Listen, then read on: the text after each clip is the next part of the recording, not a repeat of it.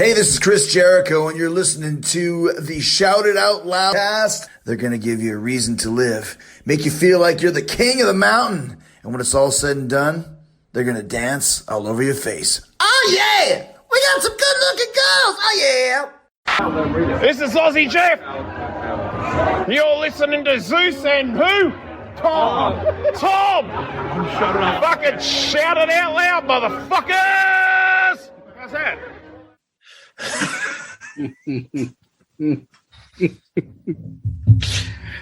And there is our permanent bumper.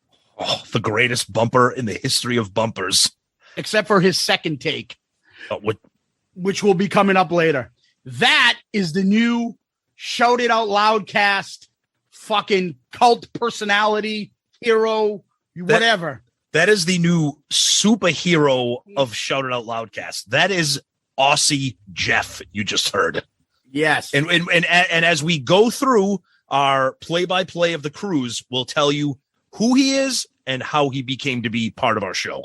We'll get there. With a special tip of the hat to the better looking, smarter, and nicer Pooni brother, Danny Pooni, for his discovery. Oh, yeah. He was Aussie Jeff bait, and we'll get to that, too. Yep. But, hello. Hey, what's up here, KISS Army? Tom and Zeus with another episode of Shout It Out Loudcast, episode 149, KISS Kruise 10, recap, part 2. Electric Boogaloo. Yeah. Oh, we love part 2s. What's this one about? The cruise? I don't know. Aussie Jeff. Sure.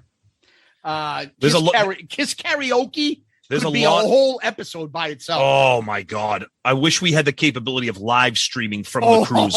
We had internet access. It was limited, but if we could have live streamed karaoke, forget it. Yeah, you guys saw me trying to Facebook Live something there. It was brutal. Oh yeah, it wasn't going through. Yeah, but Kiss Karaoke would be heaven.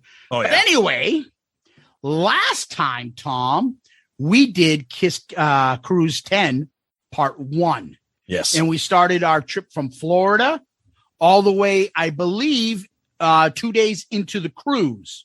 Yes, we ended our recap with it was Saturday night. It was we saw the Bruce outside show, and then we saw that Sebastian the Rock Super Jam thing. So then we signed off for that, and now we're going to get to the good stuff, as Paul would say. But before we do that, what do we usually do? We go back and we discuss last week's episode, and we always talk about our poll. Yes. What was the poll last week? So our poll was we talked about the Sail Away show that KISS did, and we named 4 of the songs off that Sail Away show set list and said, which one would you prefer to see added to the End of the Road set list?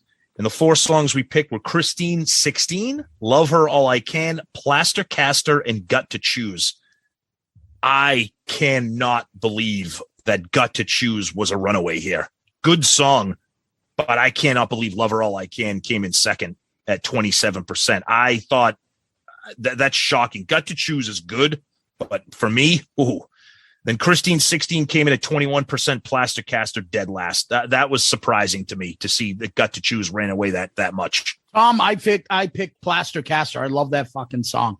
Love it. Me too. Love it. And they do a great version of it when they do it live. They do.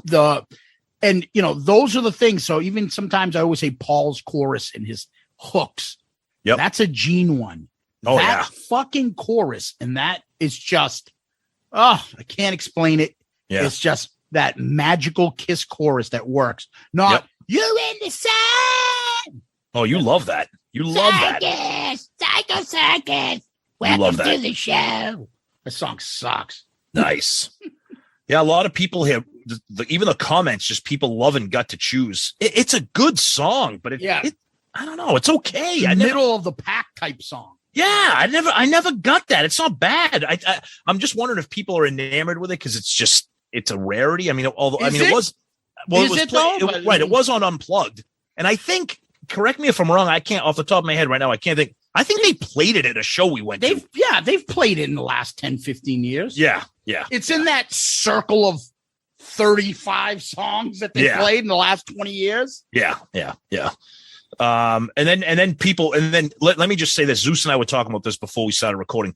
Unbelievable amounts of awesome feedback from you guys. We love the fact that you love these recaps as much as we love talking about the recap. And again, there's more of that coming with this episode here. So the feedback on part 1 was amazing. And let's get into it a little bit here. So our buddy Sean Geek in the Fast Fret podcast. Glad you all had a good time with the gang. Wish I could have been there. That Kulick set with one of our own Winnipeg's Brent Fitz. Damn, that must have been so freaking cool. Get Fitzy on the damn show already. Well, maybe we will reach out to him. He was amazing. Let's see. Vet Halen, finally getting my suggested Vinnie Vincent level on Patreon. Like I said, contribute just enough and feel vastly more important than you really are. Yeah, that's about right. Gerald Rosenberg, I wish you took a peek at Eric's drum clinic. I wanted to know if he was wearing arm floaties and a ducky tube in case he fell overboard. What the fuck? And then we had a couple of comments here from King Cusano and Nige Savage, our buddies. King Cusano Zeus wants to know, why aren't you saying YouTube anymore? And then Nige wants to know what happened to the 5-star child review and whatever happened to the Jack Pinocchio theme. These are questions people need answered. Okay, a couple things. As far as Jack goes, Jack's been here and there with comments. He likes to put stuff on Loudcasters. Yes. And puts up his own images. So they're not really in our comments for the episodes. So He hasn't really been there for me to say his name. I'm not ducking him or anything. And plus, we have been trying to cut back on all the feedback due to the fact we were 45 minutes into the show still doing feedback. So that's just it. And we like Jack, and Jack is wonderful. And you just heard his theme anyways earlier. So, and as far as the YouTube and star, it's literally out of laziness. I don't hide it. I have no shame in my game. But the irony of that, Zeus, the irony of calling yourself lazy is while at the same time doing what we do is just amazing because you're not lazy. No, because if I have to sometimes lately, especially lately, before the cruise, we were going on recording on Thursday nights. It was rough. Double duty and everything like that. It was rough. So not to go into a whole sausage making thing, but when I do these edits and I'm putting in everything, at the end I have a whole section, of clips. So I'm doing everything. The episode's usually about 3 hours long, sometimes 2.5 hours. And then I got to find the YouTube clip and I have to find it. And it's a tiny clip. And so you have to put it on the second level. And then I have to drag it over. But you can't just drag it all the way. You have to drag 3 screens worth. So it fucking takes a while. It's a pain in the ass. Mm-hmm. And so I'm like, dude, it's Thursday. I'm recording this or editing this. I have I have to work on Friday. And after work, I have to fucking edit this and get it up by midnight. I don't have the time to do this shit. So I just stopped doing it. Yeah, that's it. So, it's out of laziness to try to get our episodes done. And I'm just cutting corners. And the other part to this is... I'm going to defend you real quick. It's not laziness. It's time constraints. Okay. I don't call yourself lazy. Okay. So I guess the other part to it, I would say, is I kind of, like popping it up once in a while on you guys. I'll tell you what I do like. Yeah. I love the fact that people noticed it's gone. Yeah.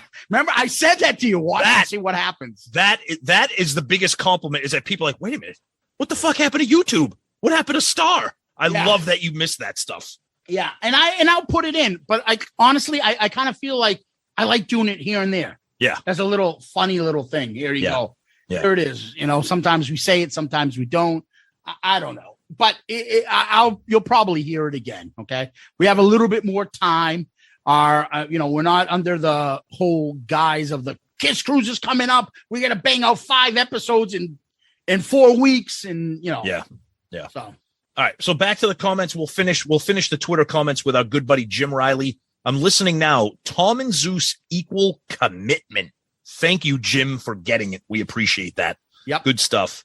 So that's some Twitter stuff. We want to fly through these comments because we have a shit ton of Kiss Cruise stuff to get into. So Jim is one of our favorite Patreon members too. That's absolutely yes. Yeah.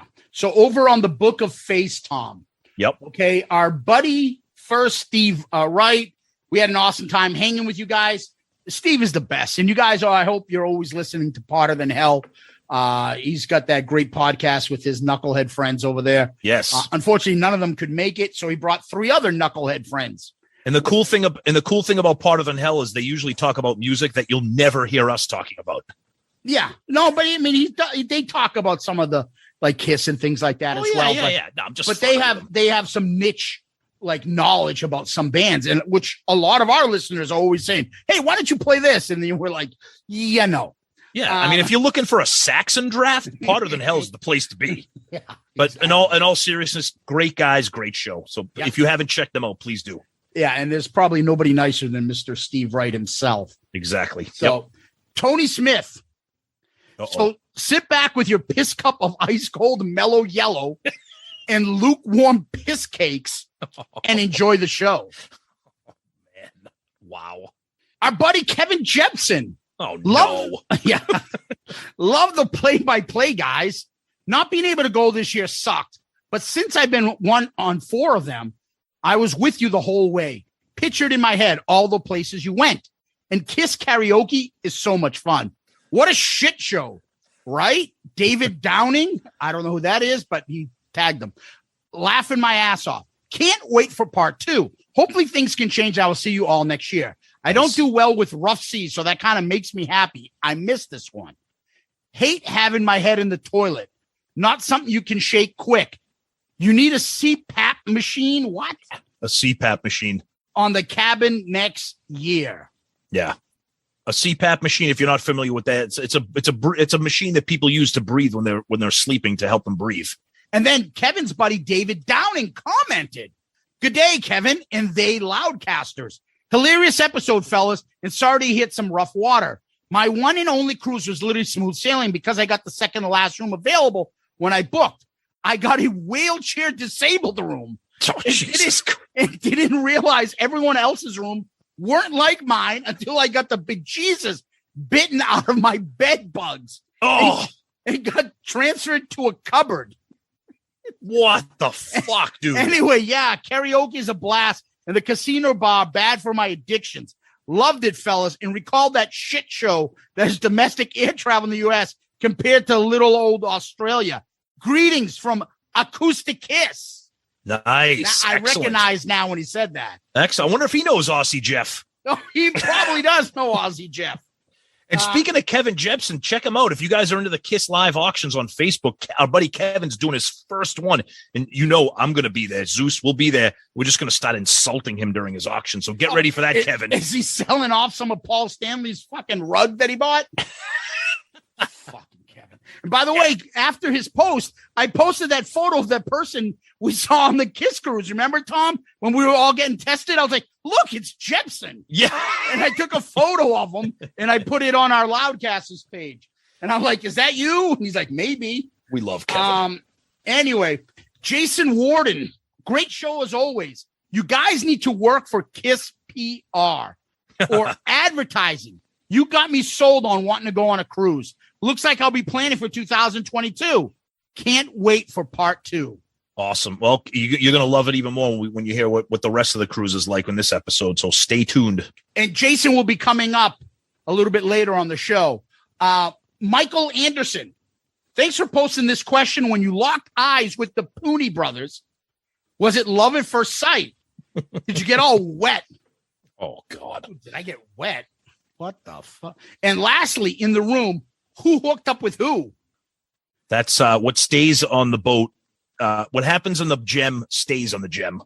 Yeah, I got the third on Sonny. He doesn't know it, though. Yeah, and Danny, we all fucking tagged him when he passed out. That's why he woke up in the morning like, what the fuck? Oh, my ass is My ass is had a rough night's sleep. Oh. Yeah, of course you did. Tom, change the fucking bloody sheets before he sees it. Oh, see. Oh, God. Yeah. Matt Wallace. Uh-oh. Great episode. Love to hear that all you guys had such a great time. I was sitting on the porcelain throne, shitting my guts out. Oh, man. I listened to the Pooni brothers snore and make disgusting night sounds. Disgusting night sounds. I like that phrase. It helped the mud turtles. It helped the mud turtles run from my large intestines into my sewer pipes that much quicker.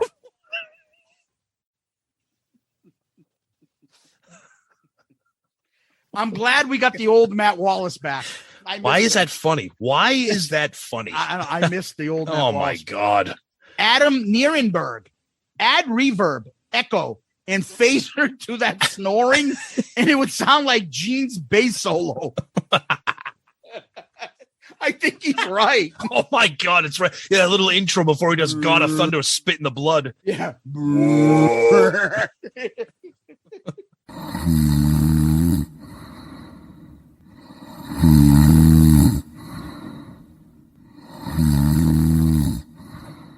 No, that's our burping, remember? Walking by.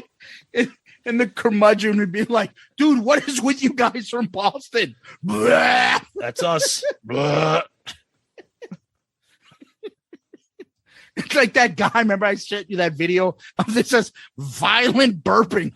The guy that goes in all public places and just goes. The best one is when he's wearing that dinosaur costume.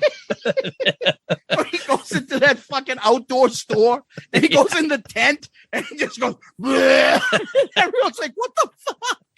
He just comes out like, I don't know what that was.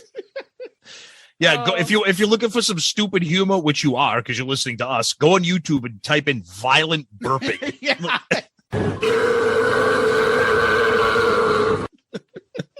I think I have to post that. Oh yeah. Anyways, over on our Loudcasters page, Raymond Gallus, Denmark was great, but I just can't wait to hear the entire journey. Oh, okay. I like the rocking in the USA there. Brian Crizel, another great Patreon guy. If there is another, I'd love to go and meet fellow Loudcasters. One thing is my crippling fear of large bodies of water and boats. And I live in Michigan. Was hoping to do a Vegas show, but as Gene would say, fuck them. Exactly. Oh, no. Yeah. Oh. Matt Wallace put another one here. He says, he's got a picture of his cat, like creepily staring with big eyes, says, this is the look of my cat's face when Sonny Bukaki Pooni's poopies snoring started. What the fuck? Oh, man. All right. Graham Richley. Can't wait for part 2. We'll be interested to hear if you are even bigger KISS fans after doing the cruise.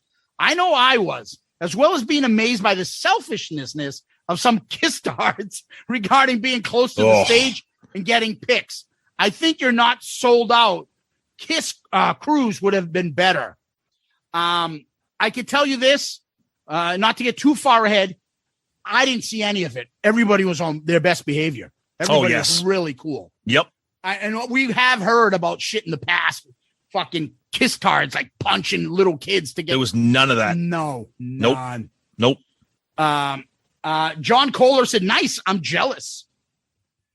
LP Storlino. Yeah. They're back in a SIOL groove. I saw during the Q&A section started with the band doing impressions on stage. Zeus, for the love of the pod, you should absolutely stormed and stayed and grabbed the mic and done your ace impersonation. Oh, you'll hear it. They all would have probably died laughing there and then when the whole boat go overboard from laughter. Glad no one bought the Catman level package and was thrown overboard. Can't wait to hear episode 2's escapades. Was the karaoke singing as bad as the abortion fest at Vinnie Vincent's Nashville event? Long since been taken down from YouTube. It was like they let the crazies out of an asylum. Well, you'll hear soon enough. Yeah. Scott Sunders. Great episode as always, guys. I appreciate you going into extreme detail about the cruise since I will very likely never be on one. My wife says that I'm the only KISS fan she can tolerate. And some days I even question that. And being on a boat in the middle of the ocean full of them would be her absolute worst nightmare. I will lay part of the blame on you guys, though, since she's probably been asked, do you like KISS on nearly daily basis since I started listening to the show? Yeah. The answer is always no, but I love her anyway. Thanks for another excellent episode, and thank you for bringing together this great community of KISS fans with your show every single week. Wow, Scott, thank you, man. That's awesome. Love hearing stuff like that. Very cool. Sean DeHaan jumps in and says, sounds like your wife and my wife talk. She's exact same from this anyways. Oh, yeah. Yep. What's that from? Breakfast Club? Sounds like your dad and my dad should go bowling.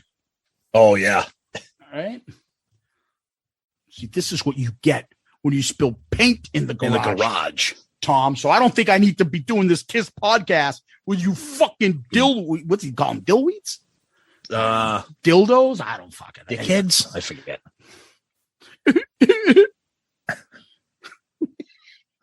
Shut up, Johnson. Anyways, Kelly Jem Blair.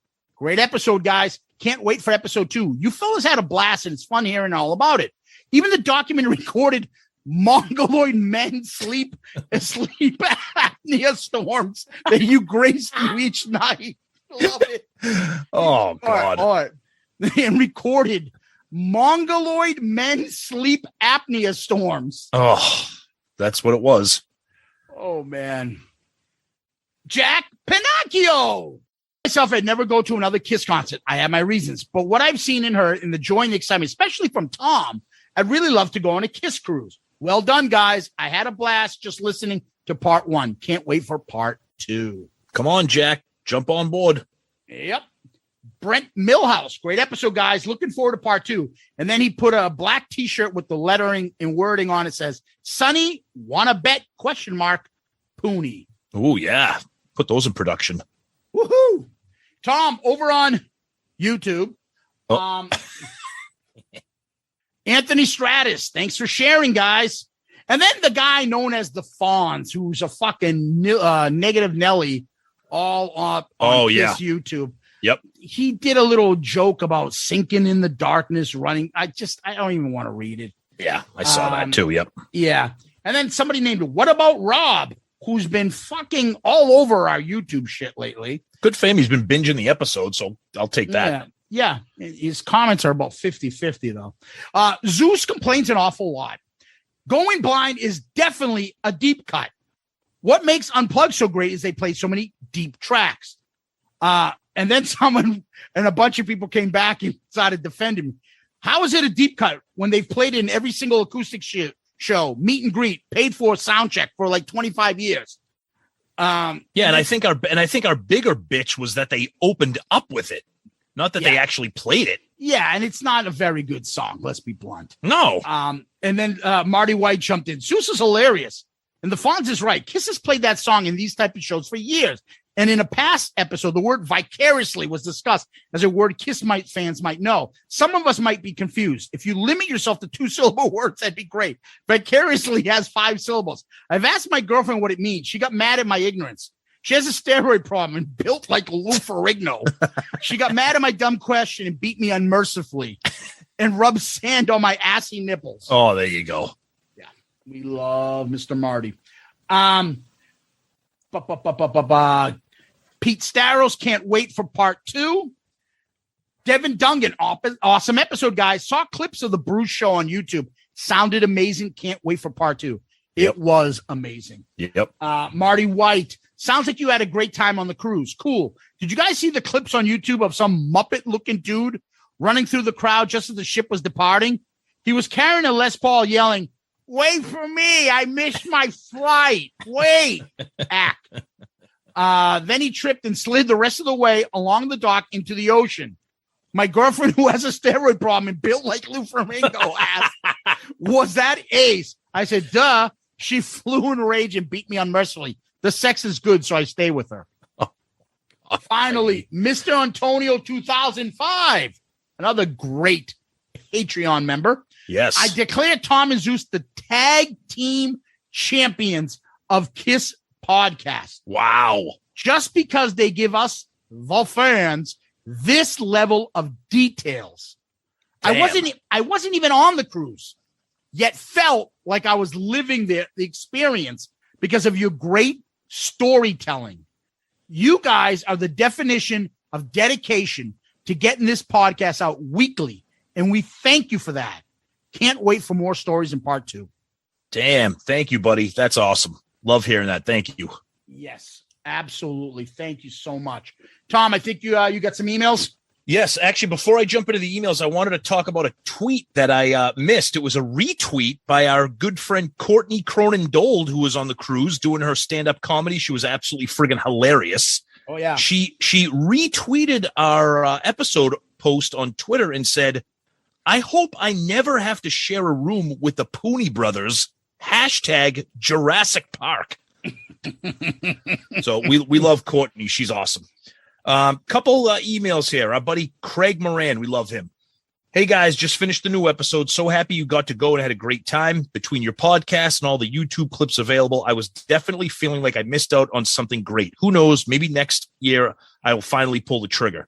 I know there's still part 2 coming up, but what do you think the split was of time spent on the ship and time spent offshore? It sounds like there's enough to keep you occupied on the ship to where you don't even need to get off.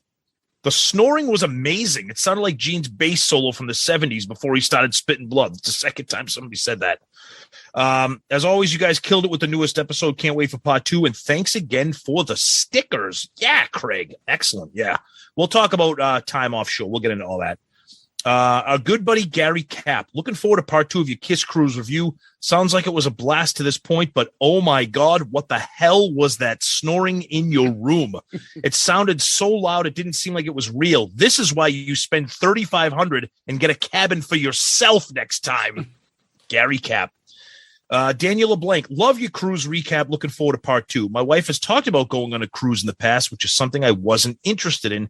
After hearing your latest podcast, I was wondering if, one, would the KISS Cruise be something that I could suggest as a vacation idea to my wife, who, while not being a KISS fan directly, doesn't ask me to turn off the music when we're together? 2, I can't find any pricing information for the next cruise. Then he starts talking about the price and everything. All right, first of all, real quick, Daniel, I would say yes. I've already talked to my wife about coming on the KISS Cruise with me. There's enough. You especially when you get off the boat at the locations. In this example, it was Belize and Honduras. The next one is 2 stops in Mexico. Definitely. Pricing varies depending on the size of the room and where you want your room or what kind of room. So keep your eyes open on kisscruise.com and they'll start to post all that information. And then our last email here, our good friend and fellow roommate, Danny Pooni. Something I really love about your KISS Cruise recap episodes is that it's like a documentary of the awesome time we all had together that I can listen to again years from now. Can't wait for part 2. Well, I'm sure you will introduce one of the coolest SIOL characters we have ever met, Danny. That's why we love Danny, because he's serious and he understands how amazing it was sleeping with us for a week. Yes. Yeah, Danny. I think, Tom, you also had one more a DM. That's correct. Yes, on Facebook. James Patrick Gorham. Hey, guys. Longtime listener, first-time caller. So glad to hear you had a great time on the KISS Cruise. So jealous. You definitely deserve a great time after bringing such truly roll-on-the-floor laughter to so many listeners. I was at the recent Boston Ace show and was honestly doing your impression of Ace in the Pizzeria Regina line the whole time. I probably just missed you two doing your exact same impressions next to me. Hey, you guys, you want to grab a couple slices at Pizzeria Regina? And wash it down with a nice fountain cola. Maybe a mellow yellow. Thanks, guys. Then he goes and asks us a question. We'll save that for in the end, maybe for when we do questions. Thanks, guys, and keep on rocking. That is James Patrick Gorham. Thanks, buddy, for that DM. That's awesome. And then Zeus will bring it back to you to wrap up feedback. Yes. And finally, our good buddy Sean DeHaan spread the second part of the review over a couple episodes. The stories are great. I almost feel like I was right there with you guys. Glad I wasn't, though. The Pooni boys. Wow. That is some old world snoring. Well, Sean, for being a longtime great listener and for that great post, you, my friend, are comment of the week. Good answer. Good answer. I like the way you think. I'm going to be watching you. Yeah, Sean, you're the man. Thanks, buddy. Love it. Love it. Sean's a big hockey guy. I love talking some hockey with him. Yep. Yeah. Tom, that's feedback. Yes.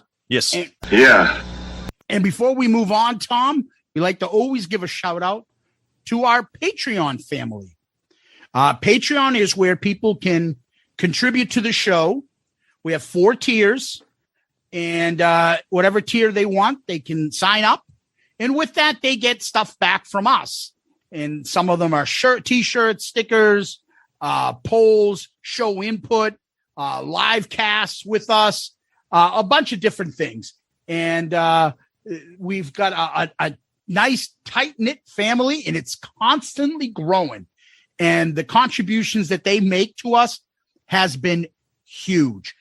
We can't thank them enough. It's been very helpful. And we hope that we give them back something as well.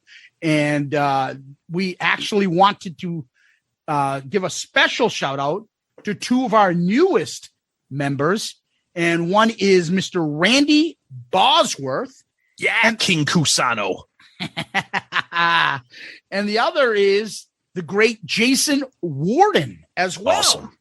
Awesome. Both just joined, and we thank them. They've been longtime commenters on our stuff. And thank you both for jumping on. We appreciate your support. And if anybody else is interested in it, please take a look. See if this is something that interests you.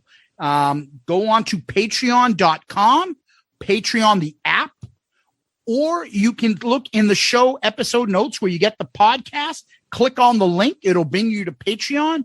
And in there, you'll see you have to find the creator. And technically, we're a creator. And it says, a podcast creator. Just search Shout It Out Loudcast. And then read about it. See if this interests you. And if you can, support the show. We appreciate it. And we really, really love our podcast Patreon family.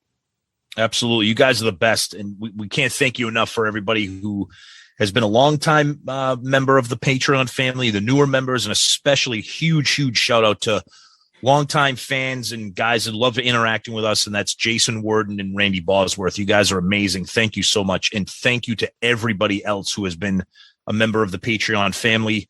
Our gratitude is immense for that. And we truly appreciate everything that you guys are doing. So thank you. And if it's something other people listening, if you're interested, take a look. Like Zeus said, there's 4 different tiers. Each tier offers different things. You are under absolutely no obligation to do this, but take a look and see if you're interested. And again, thank you to everybody, especially Jason and Randy. Thank you. Yes. Tom, what we do next is we go over to Kiss World. All right. So we got a couple of big things this week. Some tragic news that started was the passing of Paul Stanley's father. God bless him, 101 years old. That is absolutely mind-boggling. And kudos to some of the people that showed their signs of support. You had Bruce Kulick, you had Ace, you had Peter, and shockingly, you did not hear anything from Gene on social media. Now, I don't want to pass judgment, but it's Shout It Out Loudcast, and that's what we do here. Very, very odd. Gene can sometimes be a private person. Sometimes he's not a private person. Maybe he just did all of his thoughts and feelings and condolences and emotions privately with Paul. That's his right. But his absence on social media was seen and heard by a lot of people. So that was a big loss. And, God bless Paul and his family. Yeah, that's too bad. It's, my favorite part of this story, if there is a silver lining, the gentleman was 101 years old. And if you read Paul's first book, they didn't get along too well. Yeah.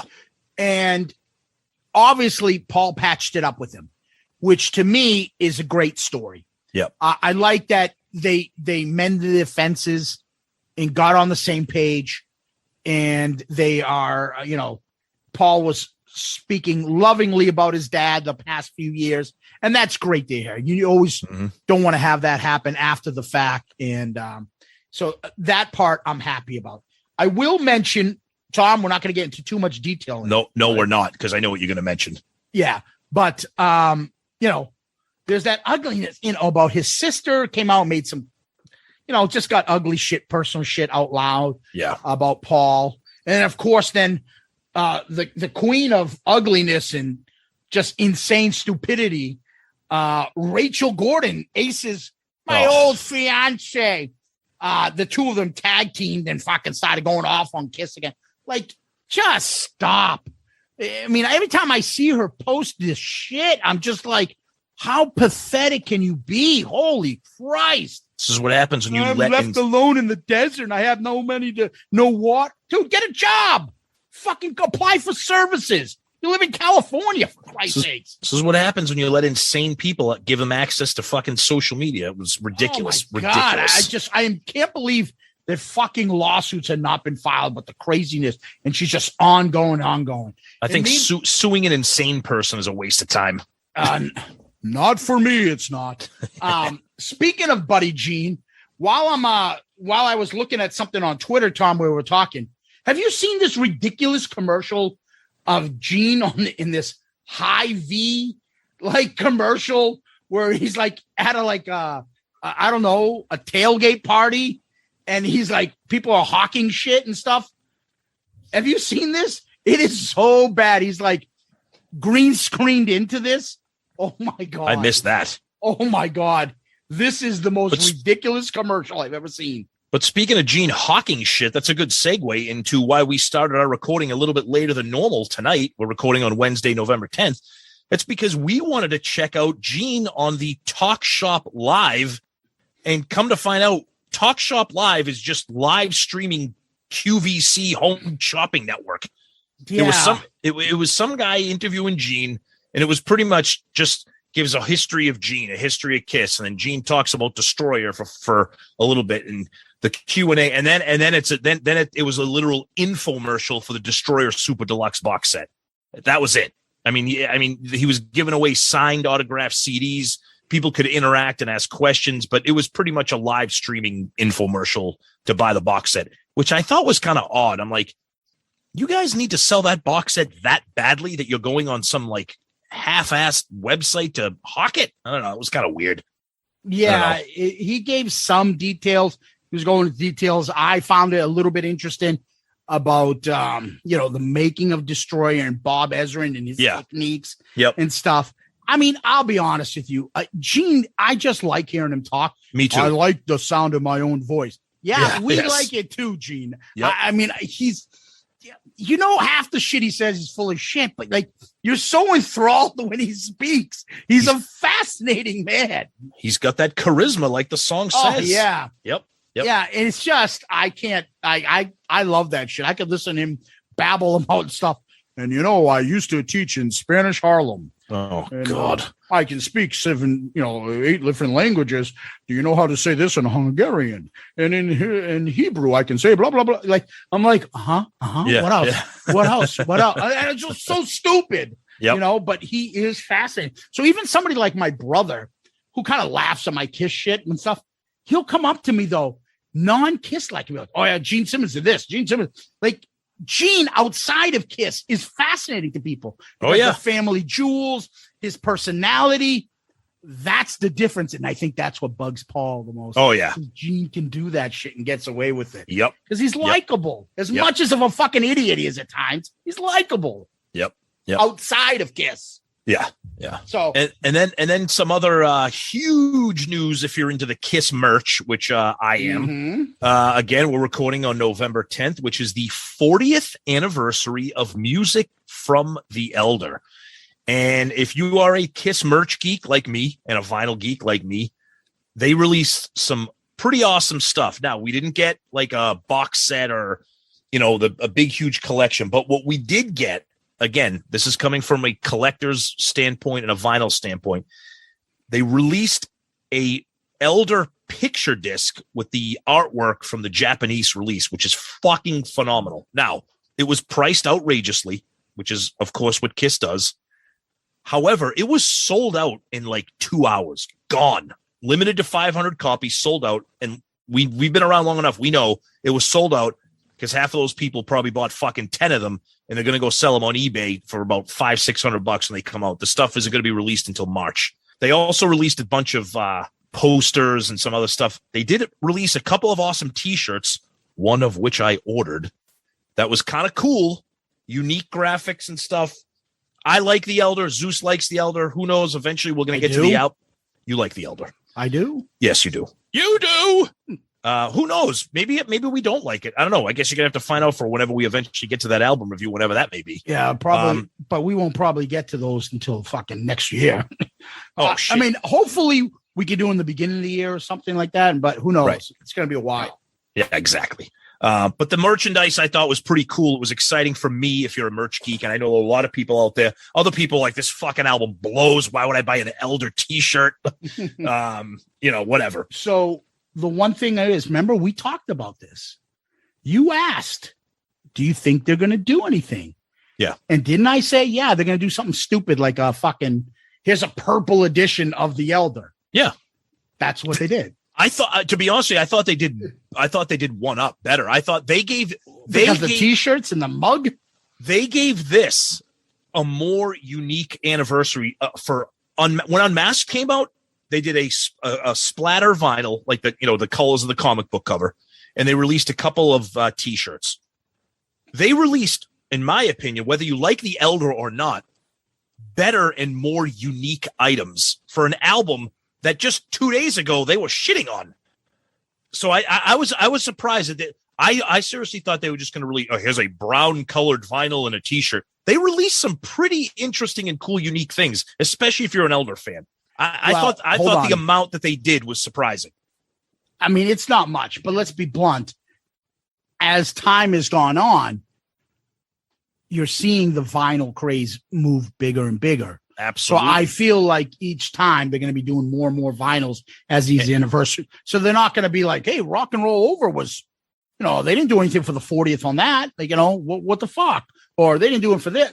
Well, now vinyl craze is here, and I think they'll be doing more and more. I think one interesting thing too, I know a lot of people don't like picture discs because it compromises the audio quality when you're listening to them, according to some people.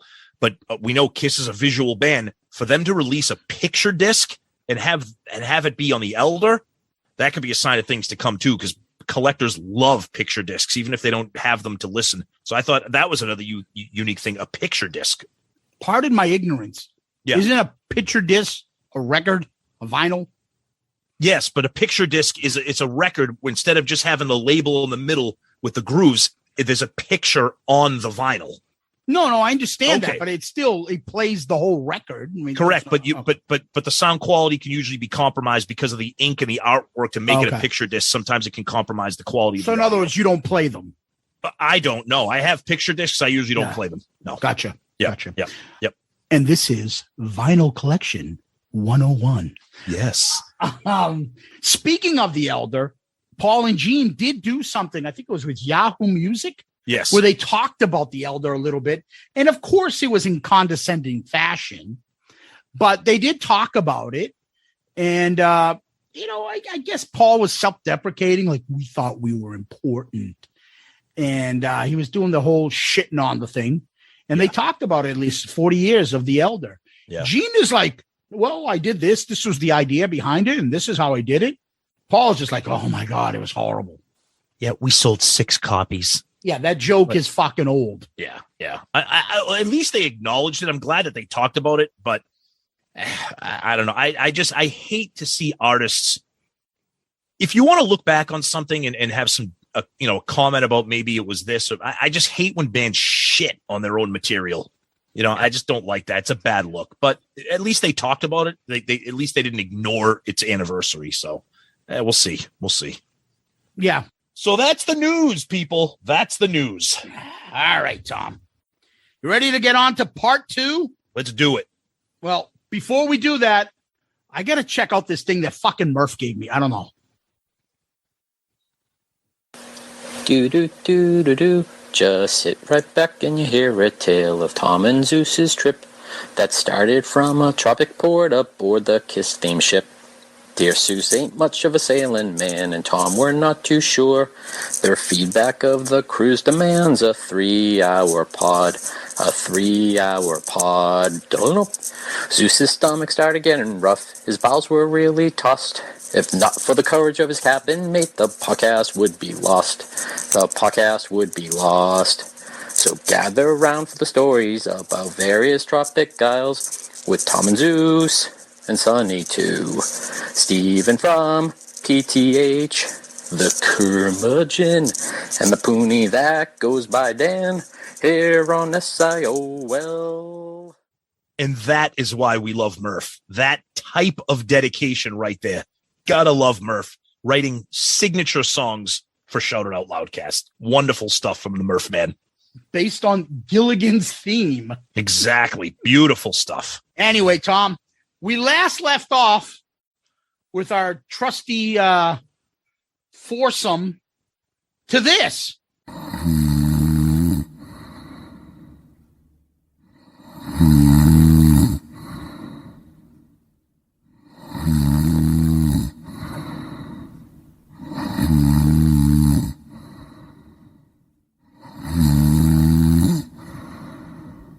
Yes, Jurassic Park and the Pooni Brothers at it again. But we woke up somehow, or did we just never go to sleep? And what did we have planned for now Sunday, October 31st, Halloween? Yeah, Halloween. So we celebrated Halloween by visiting Belize, specifically Harvest Cay. This was stunningly gorgeous. Okay, this was a private island, pretty much owned and operated by Norwegian. So it was completely made up. It looked like something out of like a Disney theme park or a movie set. It was pristine. It was clean. It was gorgeous. It was beautiful. It had walkways with little shops and little places to get drinks and food, a beautiful pool area, an unbelievable private beach. Just a gorgeous place to relax and enjoy. And it was fucking hot as shit and not a cloud in the sky. Yeah, and they had one little dirt path, which you're like, I don't think this is the right path. And I don't think it'd be good for us if we went down that path. No. And they had stuff you could sign up and do, like they had jet skis. They had a bunch of different things. But what was really cool is when you went into the beach, when you went swimming, and of course, Zeus loved it. Caution, beware of jellyfish right before you step in the water. We didn't see any jellyfish, though. You could go parasailing. You could get dragged around by a motorboat, tied up to the pier. There were lots of stuff there. And they always would abuse me and throw me down and rub sand on my assy nipples. And they used to hurt me bad and tie me to the pier and let the fishes eat at me and whatnot. Now, only me and you went into the ocean. Correct. I don't know if it's us New Englanders that like we're used to going to the beach. I don't know, but nobody else went to the beach. The Cali boys are probably like, we have this every day in Cali. Yeah, and the Pennsylvania guys hung out at the pool. Yeah, we didn't really see them. No, but it was the four of us, and I think Tony, or was anybody else? Yeah, it was Tony Curmudgeon came with us. Yep. And we hung out. We got lawn chairs there. We were hanging out on the beach. And then I went in the water. I stayed in there. And I had our football. Yes. From Dave and Buster's there, whatever it's fucking called. Yep. And people would be going on gliders by us on the beach. It was fucking pretty cool. The zip line. Yeah. They went because right at the centerpiece, and if we haven't posted pictures, you'll eventually see them. The centerpiece of this private island was this lighthouse, and people could zip line, and they zip lined right over the beach, and they were low to the ground. Like seriously, Zeus could have fired the football. I was pretending every time somebody go by, I'd be like, "Hey, heads up!" Which I can tell you right now, if this was Zeus and Tom from spring break in college, we would have been firing footballs at them. Oh yeah, we would have been fucking like in trouble. But yeah, there's no way I would have fucking done that. I would have thrown up on everybody going by on that thing. Oh God, no, that was really cool.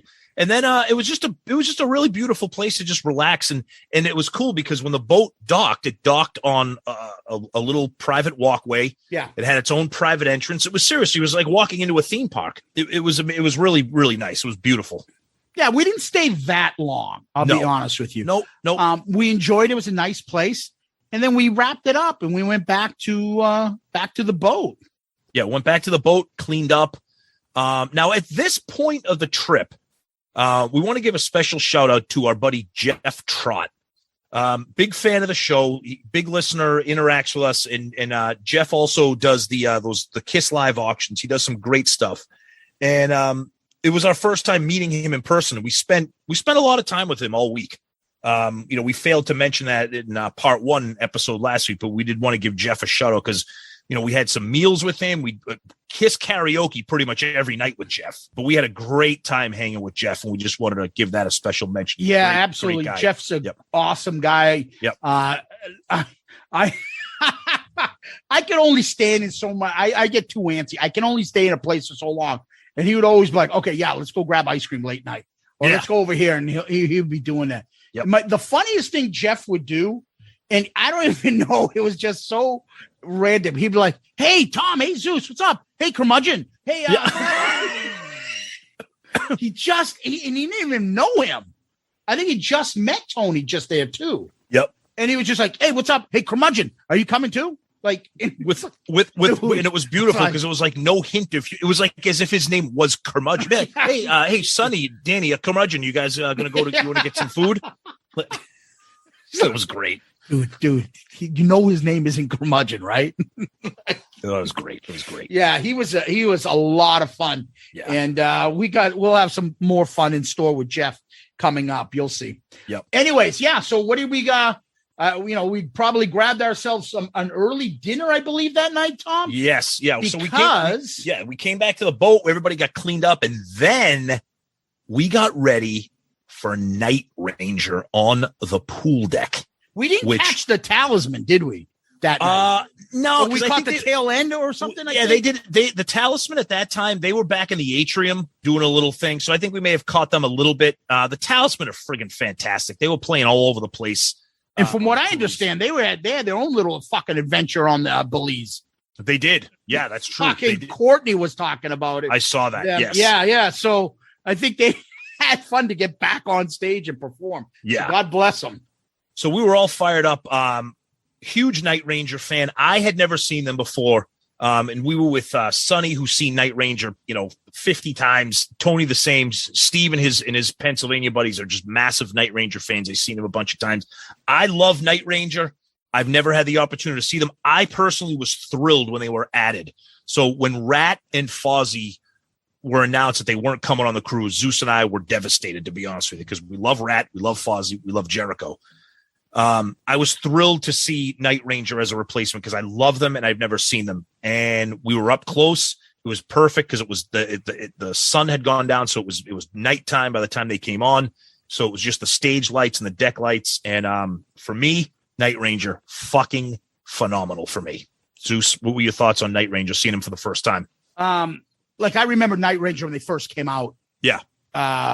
You Can Still Rock in America and things like that.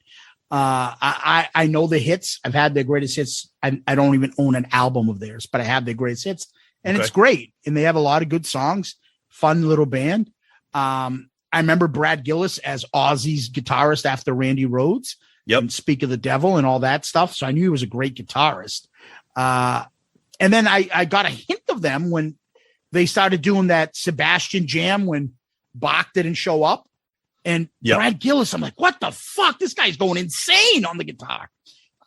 So I watching him perform live, he's got the whole band really, but he is over the top with energy. It's awesome. Oh my God. It's very addictive. Yep. And Jack Blades has got a great personality. They're all moving on the stage. They look like they're having a great time. Their other guitarist looked good too. The second guy, I don't know who he is. Yep. The poor drummer was having a little difficulty with his voice, but he could tell the band loved him. I think he was like coming off a cold or something, but like they're all surrounding him and high-fiving. The band seemed like they genuinely liked each other. It was addictive. Like you walk into the show thinking, I like them. I walked out saying, I really like them.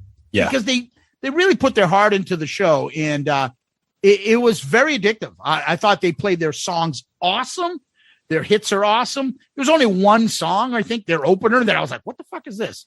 Other than that, I thought they were great. I thought they did a great job. Yeah, they sounded phenomenal. Jack Blades, tons of energy. Brad Gillis is out of his mind with the guitar. Yeah. And one really cool thing about that show, they did like a little bit of a drum solo thing, but it was cool because the drummer starts his drum solo, and then one by one, each band member comes over to the drum set and starts like banging on the cymbals or banging on the floor toms, or one of them comes over and starts like punching the bass drum. So it was like the entire band in on the drum solo. So it was kind of a unique, kind of fun thing. Like Zeus said, you could tell the band loves each other. They sounded awesome. For me, it was a thrill to see them because I'm a huge fan. That was a ton of fun. And then after that, it was time to get ready for the indoor KISS show. And our expectations for this, I didn't have any, because at this point, we had not yet been in the Stardust Theater. So we didn't know how big it was. I heard that it was small, but I'm like, well, how small can it be? It's really fucking small. It's very tiny. I mean, it's to the point where it almost could look like like a high school or a college level, kind of stage where you would have like a play. Smaller than a high school auditorium. Yeah, you might be right. Very, very tiny. And we had standing room only seats. But what was unique and I thought very cool about the standing room only here was that I've been to a standing room only show where it's literally you stand and you just mill around and try to get up close. This had floor railings. This had railings, and each place on the floor was marked. So you would stand by the railing and you would be like 24A, 24B. So you were standing, but you had like a railing to lean up against. So it wasn't like a sardine can. So we're all looking at each other being like, oh yeah, they're going to do the end of the road set list. This is going to be whatever.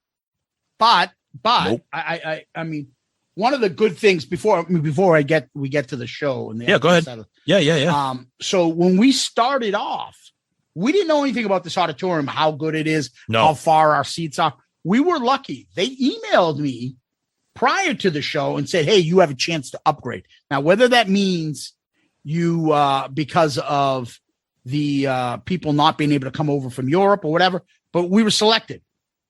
And I worked with, what do you call them? 6-man. I worked with the 6-man rep, and she helped pick out those seats. She's like, this is where you want to be. I'm like, yeah, but are we going to be squished like squat? She's like, no, you're not too close where you're looking up and you don't see anything. It's perfect. And it's right in the middle.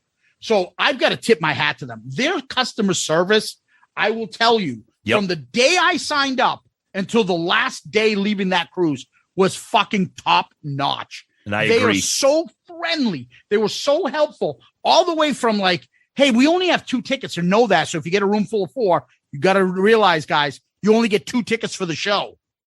So we had to go and try to find opportunity to get the second for the other 2 guys to come to the show.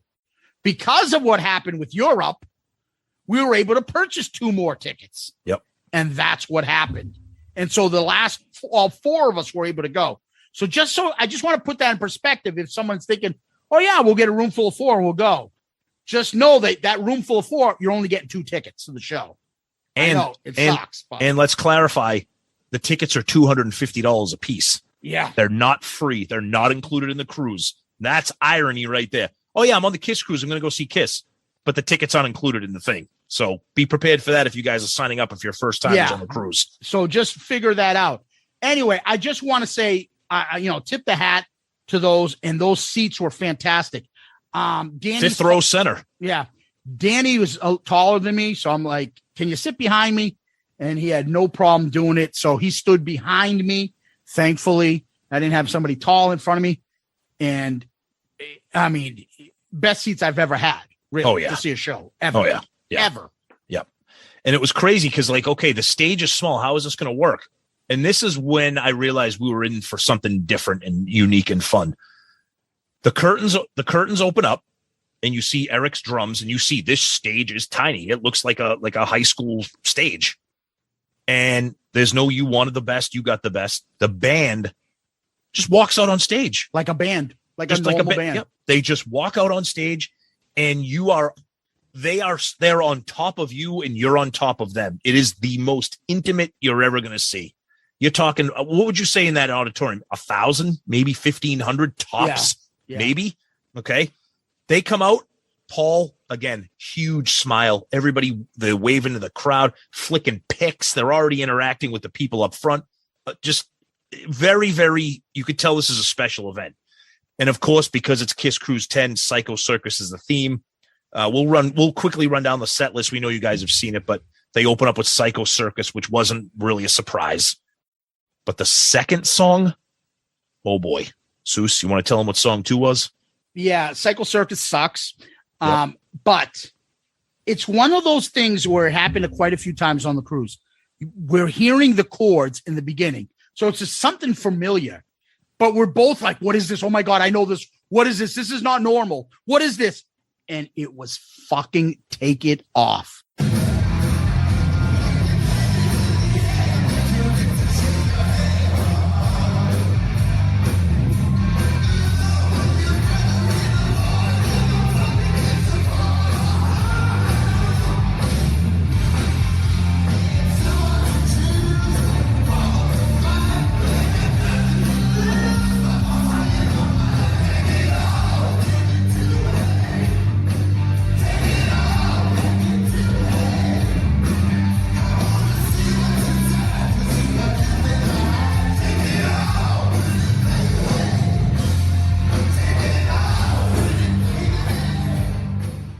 Oh my God. When I heard those opening chords, I was like, oh, okay, this is something. We're in for something here. And they fucking nailed it. You're never going to hear Take It Off anywhere. So this was one of those things where I think I talked about like wish list to ever hear KISS do. Yep. They did it in front of me. Exactly. Take It Off. Yep. Unbelievable. Unbelievable. I said, I was like, I could leave now. And I would have said this was worth my trip. They played Take It Off in front of me. Yep. Oh my God, that was it. And and that's when Paul started talking about playing songs, playing deeper cuts or unknown songs or songs they don't play. And he made that statement again, like he made out on the deck about, perfection and, that kind of like, we get it, Paul, you're setting the bar low, whatever. But they nailed Take It Off. And then they go into Watching You, which of course is fucking fantastic. Great song. Then they go into Firehouse. Classic, classic. I loved Fire. That was another one, Tom. I'm like, me too. Why do I know this? This is a classic. Why do I know? Oh shit, it's Firehouse. And it's funny, you're right, because your brain is so overloaded that when you hear the opening chords, you're like, wait a minute, my brain can't register this right now. And you're like, holy fuck, they're playing this. Yeah, and the only part, because you guys all know, because I say this every time, I'm the sucker for the siren. I don't think I heard it. No. And that was another thing too. Yeah, there were no pods. There was a video screen. Obviously there was no pyro. The pyro was simulated on the video screens behind them. No blood, no nothing, no stunts, no tricks, no nothing. Just a lot of very interacting with the crowd, smiling, throwing stuff to the fan. They started throwing things at you? Yes, because of certain reasons. I used to wear little shorts on the job and whatnot, and they would fire bricks and little pipes and bottles of beer at me and whatnot. High-fiving the fans up front. Really awesome shit. Paul was doing like those like warning labels or caveats. We're not going to scream at you tonight. Oh, yeah. Again, what we're trying to do is passion. It's like, who gives a fuck, Paul? Yeah. Stop fucking, hedging your bets on how it's going to sound. Just go out there and perform, man. Yeah. We're all in heaven here. And then they really go deep and they do She's So European, which we fucking love. I know Zeus doesn't like Unmasked, but we like that song. That song has grown on me, Tom. I've said it. It's one of those songs that I think I had on Smashes, Thrashes, and Shit as one of the worst songs. No way would I put it there anymore. It's grown on me. Yep. And Gene kind of fucked up the lyrics, which was kind of funny. You know, we had a good time with that. But at that point, you're so excited to hear this song live that you don't even care. Yeah, Paul goes over and fucking starts laughing and joking with him and making fun of him and kind of whatever. Yeah. Who cares? Please don't let that be a reason for you not to do anything that you haven't done in a while. Please. Yeah. Then they go into Lick It Up, which everybody knows. And then, oh my God, I felt we were joking. We're like, this is Paul's way of saying, oh, you want deep cuts, fucking people? Here's your fucking deep cut. They played We Are One off of Psycho Circus.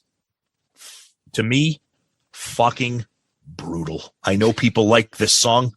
Fucking brutal. It sounded okay. Just to me, a horrible song. Yeah. I'm not a big fan of the song. It's okay. I mean, would you rather have heard Love Gun? No, I agree. I know. Yeah. You know what I mean? So yep. For me, I'm like, okay. And it also gave me false hope, Tom. I'm like, maybe they're going to pull something else out of fucking Psycho Circus because it's the Psycho Circus themed cruise. Yes. Are they going to play another deep cut from that album? Yep. Maybe Tom's going to like drop a load when he hears I Pledge Allegiance. I would have shit right there on the fifth row floor if they played that. Oh, God. Yep. So after that, this one goes out to Tom from Shout It Out Loudcast. Oh yeah, you are the only one that likes the song along with 6 others. That's fine. I'll take it. Or that, or raise your glasses, please. Yep. Then we go into Cold Gin. All right. Then we get into another kind of a deep cut here, a nice one off of Asylum, All Night, one we haven't heard or I'd never heard live, and then. So then they get you all fired up, like, okay, they're sprinkling in deep cuts. Where do we go from here? Yep. And then the wheels fall off because the remainder of the show is the end of the road.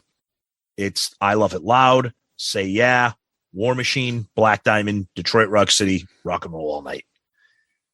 They started strong. They could have continued strong. They chose not to. I'm going to give them credit for throwing in some deep cuts that we bitch about.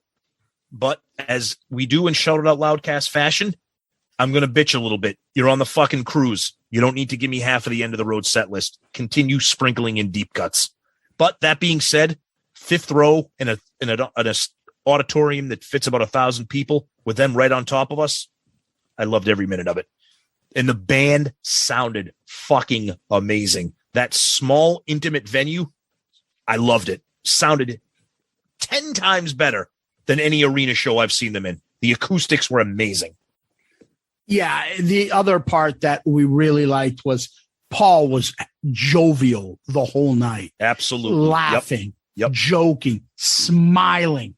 Yep. If you go to the end of the road and you watch the band, you think like Paul's like, okay, we're on step 4. Okay, next step 6, I do this. Yep, Gene. Okay, you're going up. Okay, step 14, I go out to the crowd.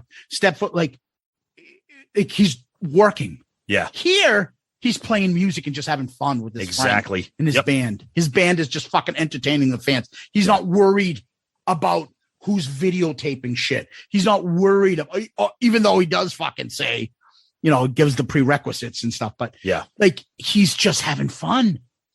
That's the difference. Yeah, very addictive. Very, very different vibe than like seeing them in an arena show. Very different. And you can tell because you can say that about most of the acts we've seen.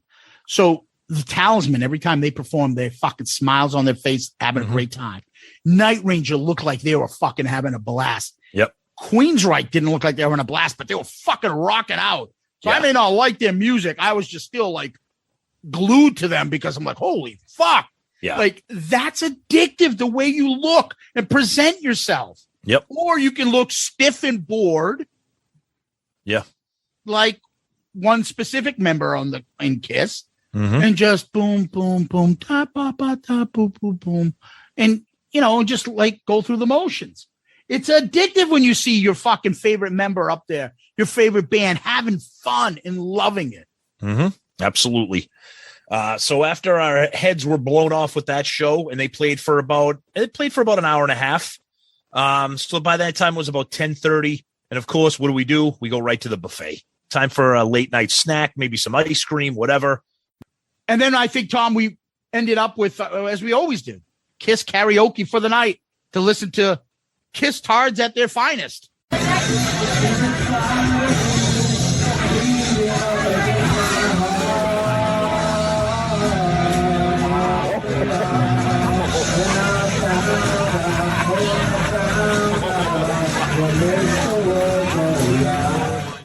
And then we hit the room for another night of bliss.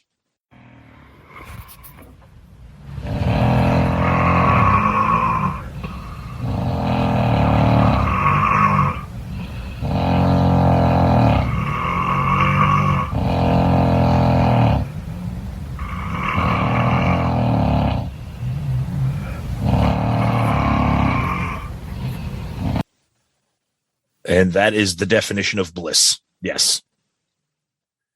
All right. And so before we get into the next morning, I failed to mention that when Night Ranger started to play, that was when the boat was pulling away from Belize at about 7 p.m. that night. So we wake up on Monday, November 1st, and we are in Rotan, Honduras. And yeah, no, we didn't get off the boat because we like our lives and we like our families. And we did see a couple Somalian pirates circling the ship for a while. Yeah, this port where it docked, it looked like they filmed like Rambo 3 here. No, I'm not getting off we didn't get off the boat.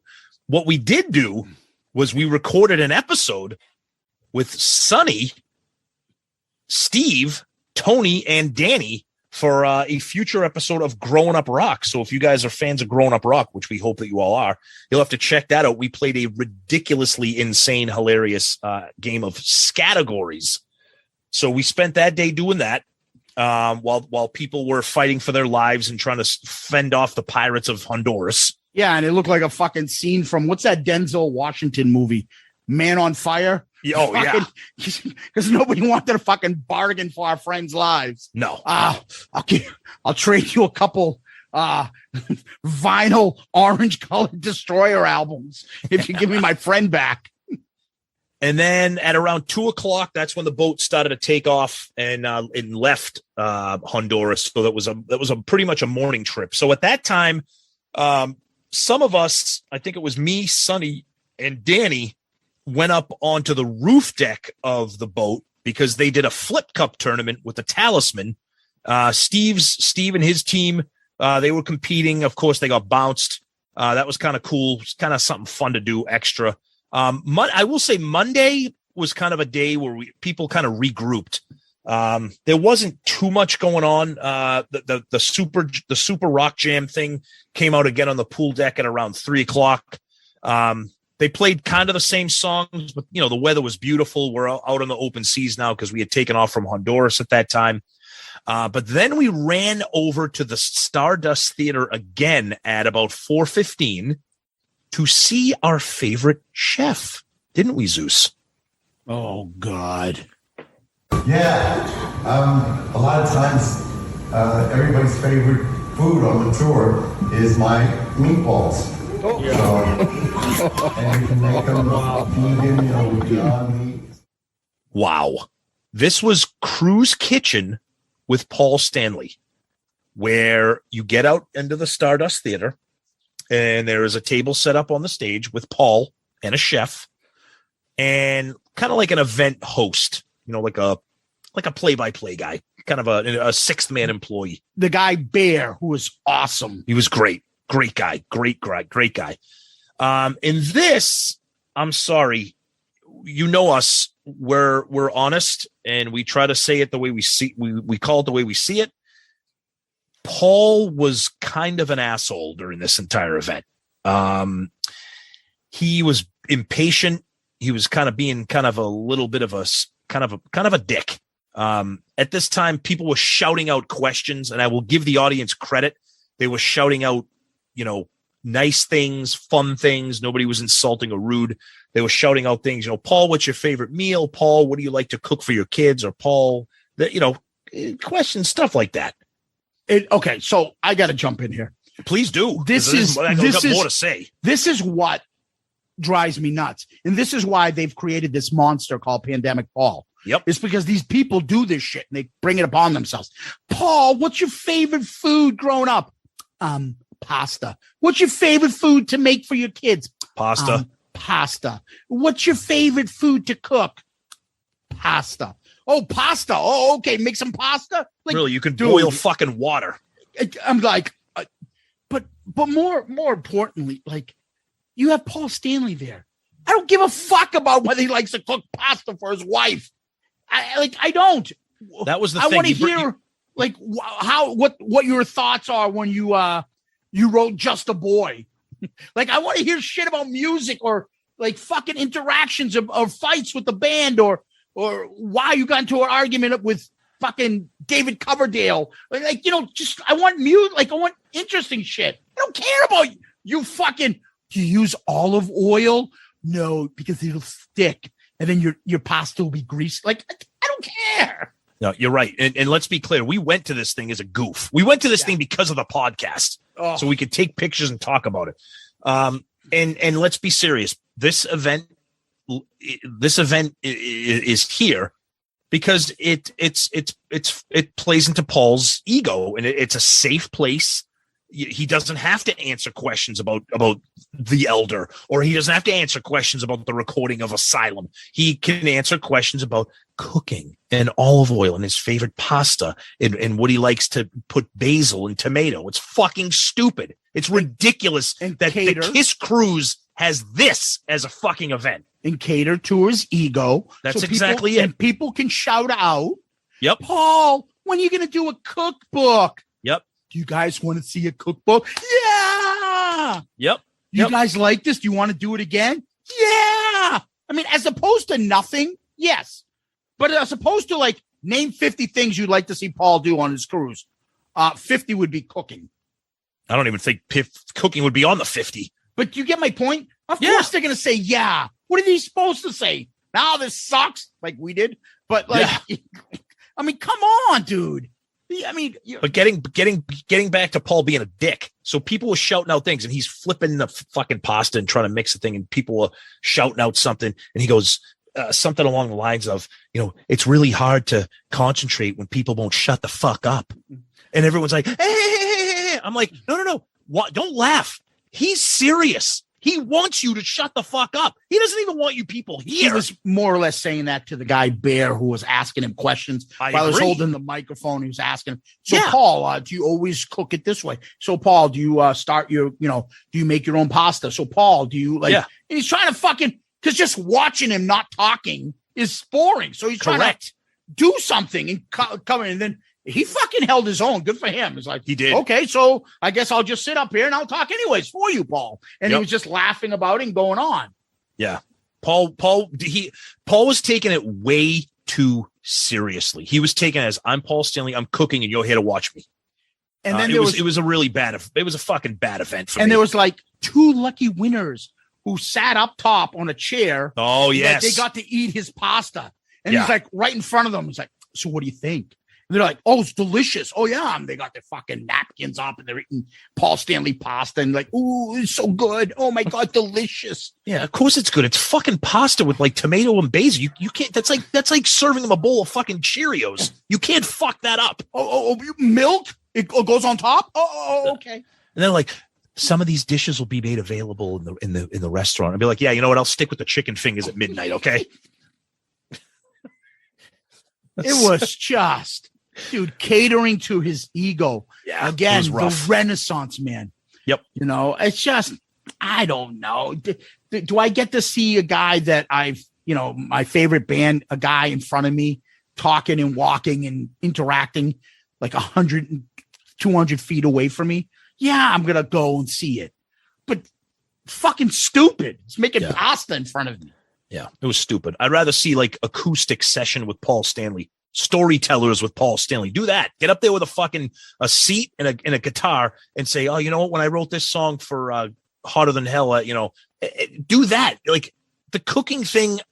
He's Paul Stanley. He can do whatever the fuck he wants. But I think the embarrassing thing for us, Zeus, is the amount of people that were like, oh, this is amazing. Oh my goodness. I can't wait. This is great. Yeah, exactly. Fantastic. Fucking boil some water. Fantastic. Me, you, and Sonny are like, what the fuck?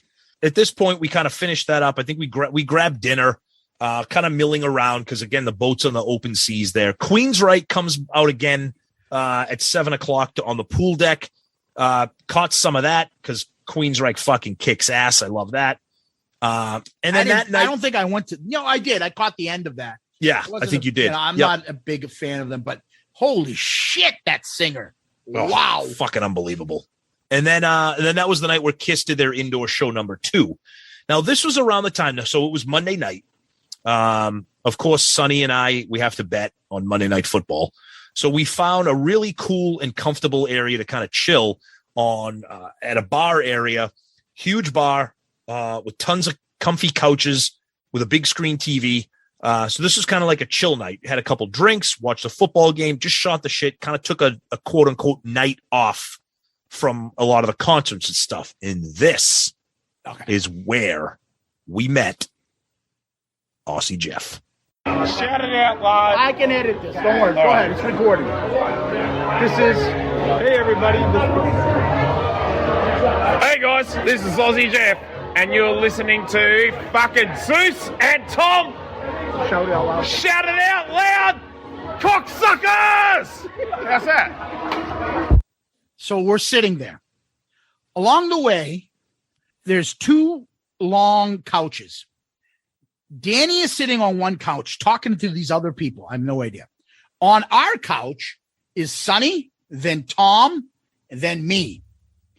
All of a sudden, I hear Danny go, hey, he's the one who doesn't like Shandy. And this fucking long-haired, belligerent-looking, drunken Australian guy, hey, you don't fucking like Shandy. All of a sudden, Tom and Sonny were watching the game. Oh, so great. You guys are going to shout across me. He started yelling at me. I'm like, it's not me. I go, yeah, that song sucks. Oh, fucking yeah? And I suppose you fucking like We Are One. I'm like, no, that song sucks too. He's like, okay, you're right, mate. And I'm like, who the fuck is this guy? And then all of a sudden, Danny goes, this is our friend. I just met him. Aussie Jeff.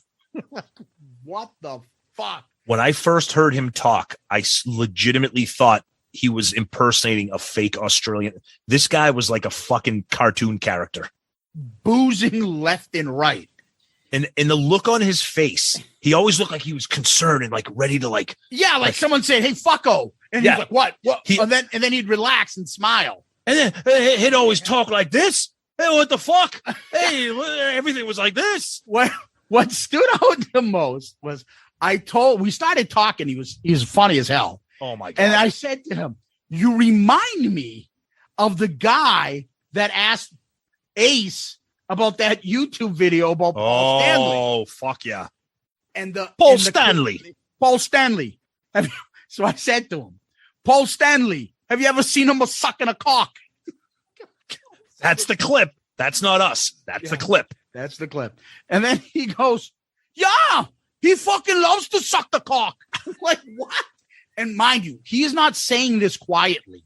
Oh, no. He's talking everybody in a loud can hear this. Australian. He does, mate. I know a mate. He tried to suck his Australian cock. He loves Australian cock. Yeah.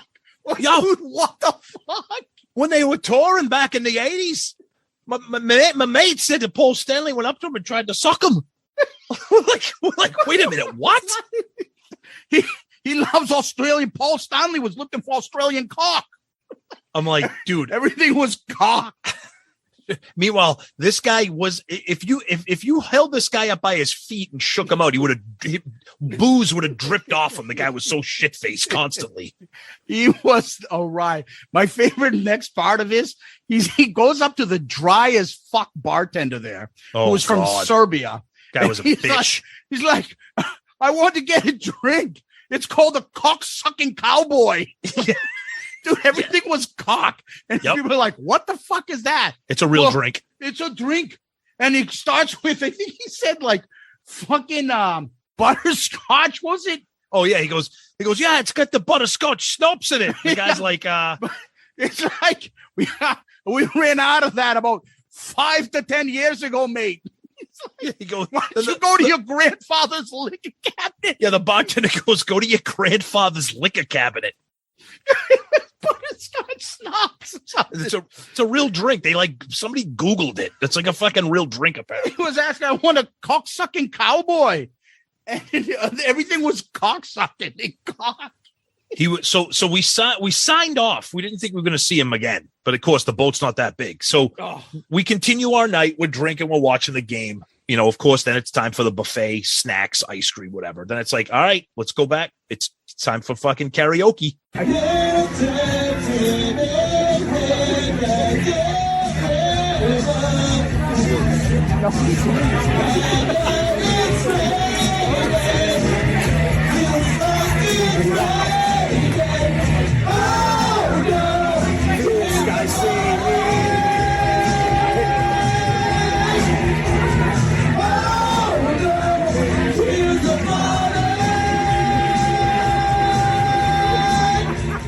And we see our friend, Aussie Jeff, sitting on the bar stool.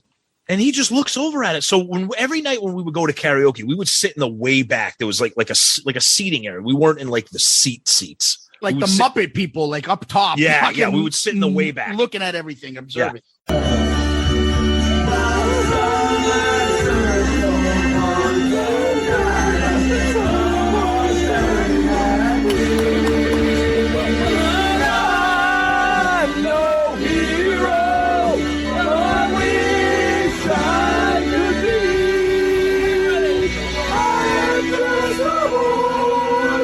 We should be doing this.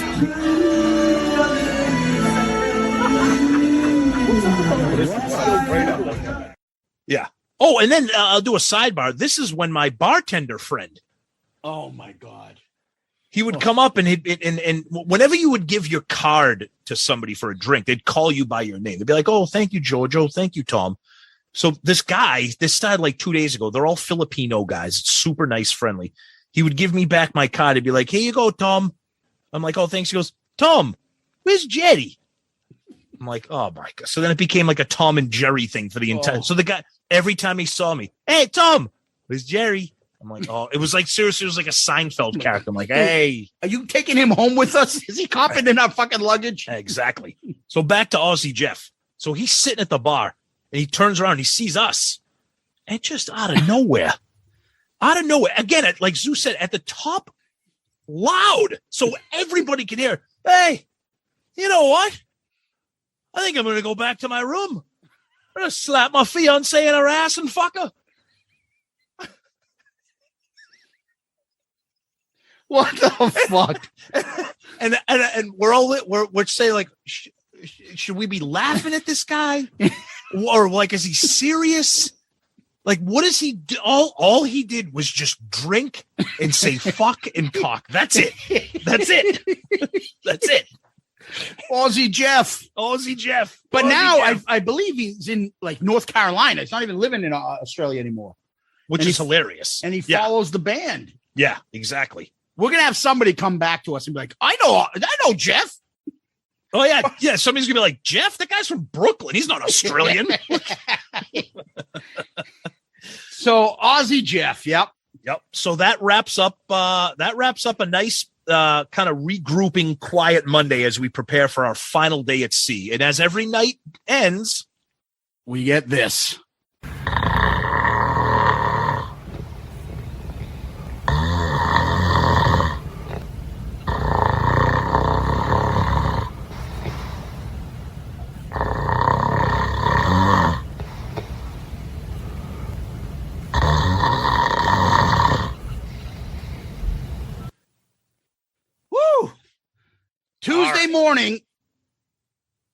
Tuesday morning is a big day because it's the last day.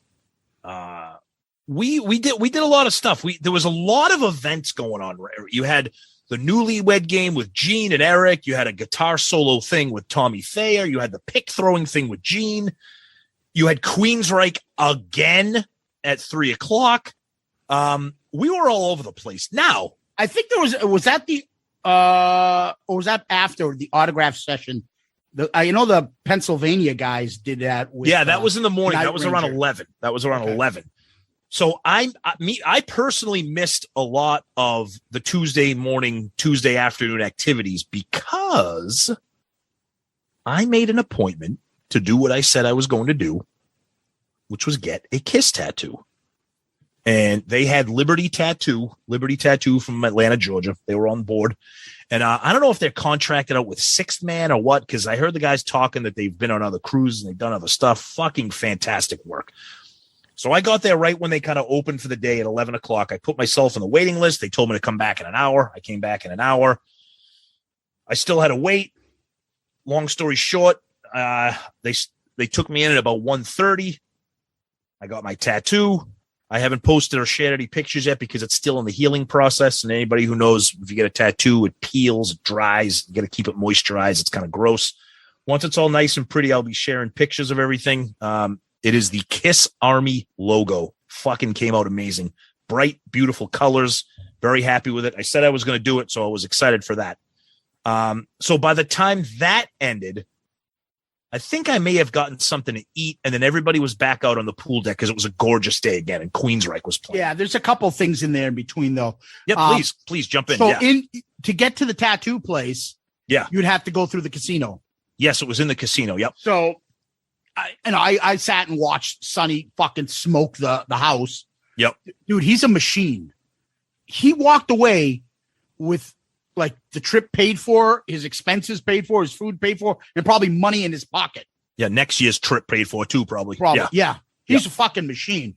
What was great is I got to see him play next to fucking Curmudgeon and just like constantly laugh as Tony would lose and he would win. Like, I mean, I don't blame Tony if he turned around and punched him because he was like, and he's like telling the dealer. And the fucking funny thing is the dealer is like, so I'm like, I've never played 3-card poker. How does it work? The lady's like, oh, you learn right now. You come play. I'm like, I don't even know what I'm doing. She goes, no worry. I'm like, yeah, I think I get it. I'm like talking to Sonny. I think I got to get a card, right? And then, no. We take your card here. No worries. I'm like, lady, relax. Do you need my money? You getting fucking paid on commission here? Yeah, it's like booger. Yeah, see, 3 cards beats a flush. So Exactly. So, I mean, Sonny was a fucking machine. God bless him. Oh, yeah. The Curmudgeon, not so much. And Sonny was ruthless to him about it. Danny's a high roller. Danny came in 4th in the poker tournament. Danny was sneaky. Danny would go assassin. off. He'd go off on his own on a couple of these things by himself. Yes. And do his own little thing. Yep. Good for him. But, you know, I would come by and watch Tom for a little bit, come see how the process is going. He's sitting on his belly. I took a couple of shots. Photos and things like that. And, you know, you would pass the time. I went to the merch, got a few more little trinkets. The merch, again, was kind of weak. And I would try to go up there. I'm like, man, I didn't even buy much. Is there anything else I might like? I'm like, not really. Not really. But I did get like an autographed Tommy photo. Yes, I saw a those. picture, and they had like some pics in there signed by him too. Yep. So I got that. It was like $30, nothing. Yep. They had some like KISS cups, plastic cups that would churn like Gene Red or Paul Purple if you filled them up or something like that. I got those too. Those are like $25 for 5 of them. Yep. And that's really it. I mean, they had other, like you could get a Craig Gass shirt, you could get a Talisman shirt, you could get Bruce Kulick stuff. They had some other stuff, but there was no Gene or Paul stuff. No, nothing. Nope. So I was really disappointed in the merch there. I really was. Too. I mean, I did get a T-shirt for myself, and I got one for my kid. Those weren't bad, but I expected a lot more. Yep. Anyways, Tom said he was going to get the tattoo if he went. Got to hand it to you, partner. You did it, and it looks nice. It looks nice. God bless you, man. You called it and did it. Yep.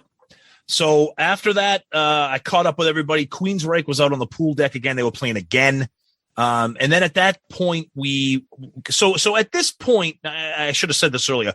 This is when we really have the lay of the land. We know where everything is. We know how to manage our schedules. We're like, okay, we can see this and this, and then we have to squeeze in dinner here, or we can grab lunch. So at this point, we're kind of cruise pros per se. We kind of know the boat and what we're doing and where we're going, and it helped to have people like Steve and Sonny and Danny and those guys who have been on cruises before. But now we go to the Stardust Theater, again, the big theater for Craig Gass. But we primarily went to see our friend Courtney, who was the opener for Craig. And Courtney was fucking great. Great material. I love her delivery. I love her style. She did a wonderful job. Funny shit. Made some Kiss jokes, some Sebastian Bach jokes, really cool stuff. And then Craig Gass comes out. And by then, all due respect to Craig, it was the same, a lot of the same like Gene Simmons stuff and, the impersonations. And it was good. I mean, I like listening to him.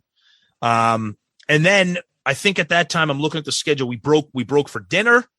And then we came back out on the pool deck because then it was Conversations with Kiss hosted by Craig Gass, where the band members get out onto their little director's chairs out on the stage, and Craig asks questions. And then Sixth Man have a bunch of people in the crowd with the microphone, and people just randomly asking questions. I don't know what you thought of this, Zeus. I don't know what you expected out of this, but yeah, it's always fucking kind of shitty questions. Let's be honest. Yeah. Nothing earth shattering is going to come out of that. I don't think we caught a lot of that because we were more inclined to be able to get in line for Bruce.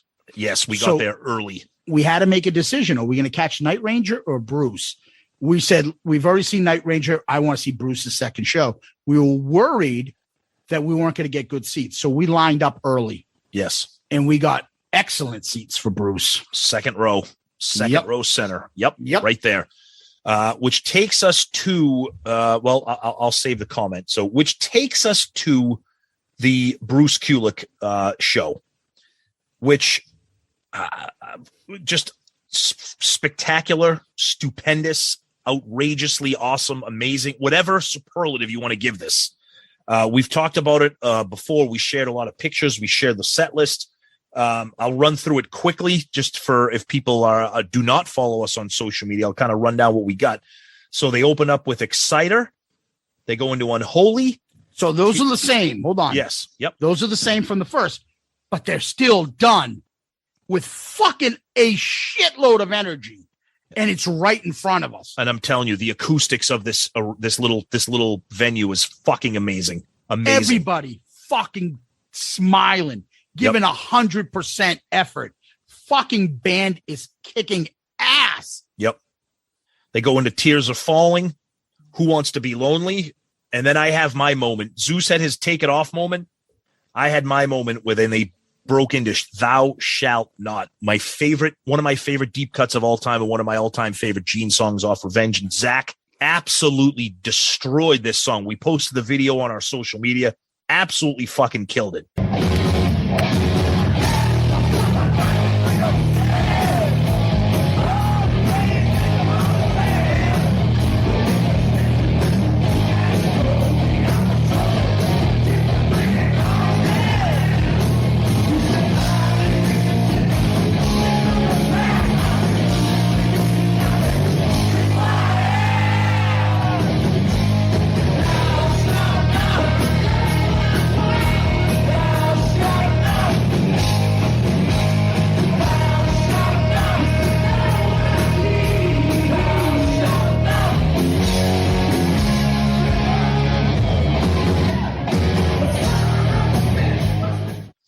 Then they go into Radar for Love with a little interlude in the middle of Making Love from Rock and Roll Over, and then they go back and finish Radar for Love.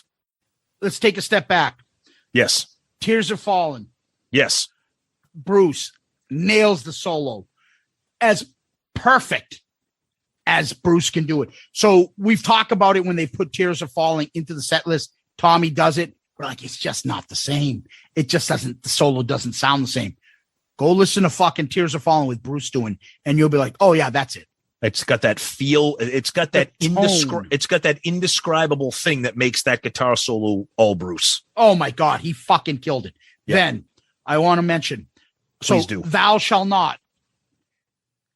It's almost as good as I felt about, like you're saying, like when fucking how I felt about Thing is I was just as excited because I know what that song meant to you. Yep. So to watch how you're fucking jumping up for joy, I'm like, and I didn't plan on tape. I'm like, tape it. Yeah, I know. I did. I taped the entire thing. Yep. So, yep. dude, the energy from that crowd when they went into the chorus, thou shalt not. Oh my Everybody's got their fucking hand up in the air, fucking screaming that chorus. It rocked. I'm telling you, and it's not like the best song or the greatest or anything like that. I will never forget that raw emotion of being in that concert setting and screaming thou shalt not with everybody else, and the way they were singing it and the pride they had in it and the fucking love of the song. The best part about it, Eric Singer's in the back corner, which we can see. Yes. Clearly. He's fucking beating his chest. He's like fucking nodding his head. And we're saying to each other, like, dude, he's probably like, man, I miss this. Yep. Look at the fucking energy they have. Look how fucking pumped up they are. Like, this is probably the rock and roll that he fell in love with. Mm-hmm. Not the same tired fucking, okay, Black Diamond, okay, Love Gun. Yeah. Mm-hmm. Dude, they're fucking tearing it up, and Eric is loving it. Mm-hmm. During Making Love interlude between Radar of Love, I even marked down, look at Eric. He's beating his chest to the drums. You know, that's that's natural. Yeah.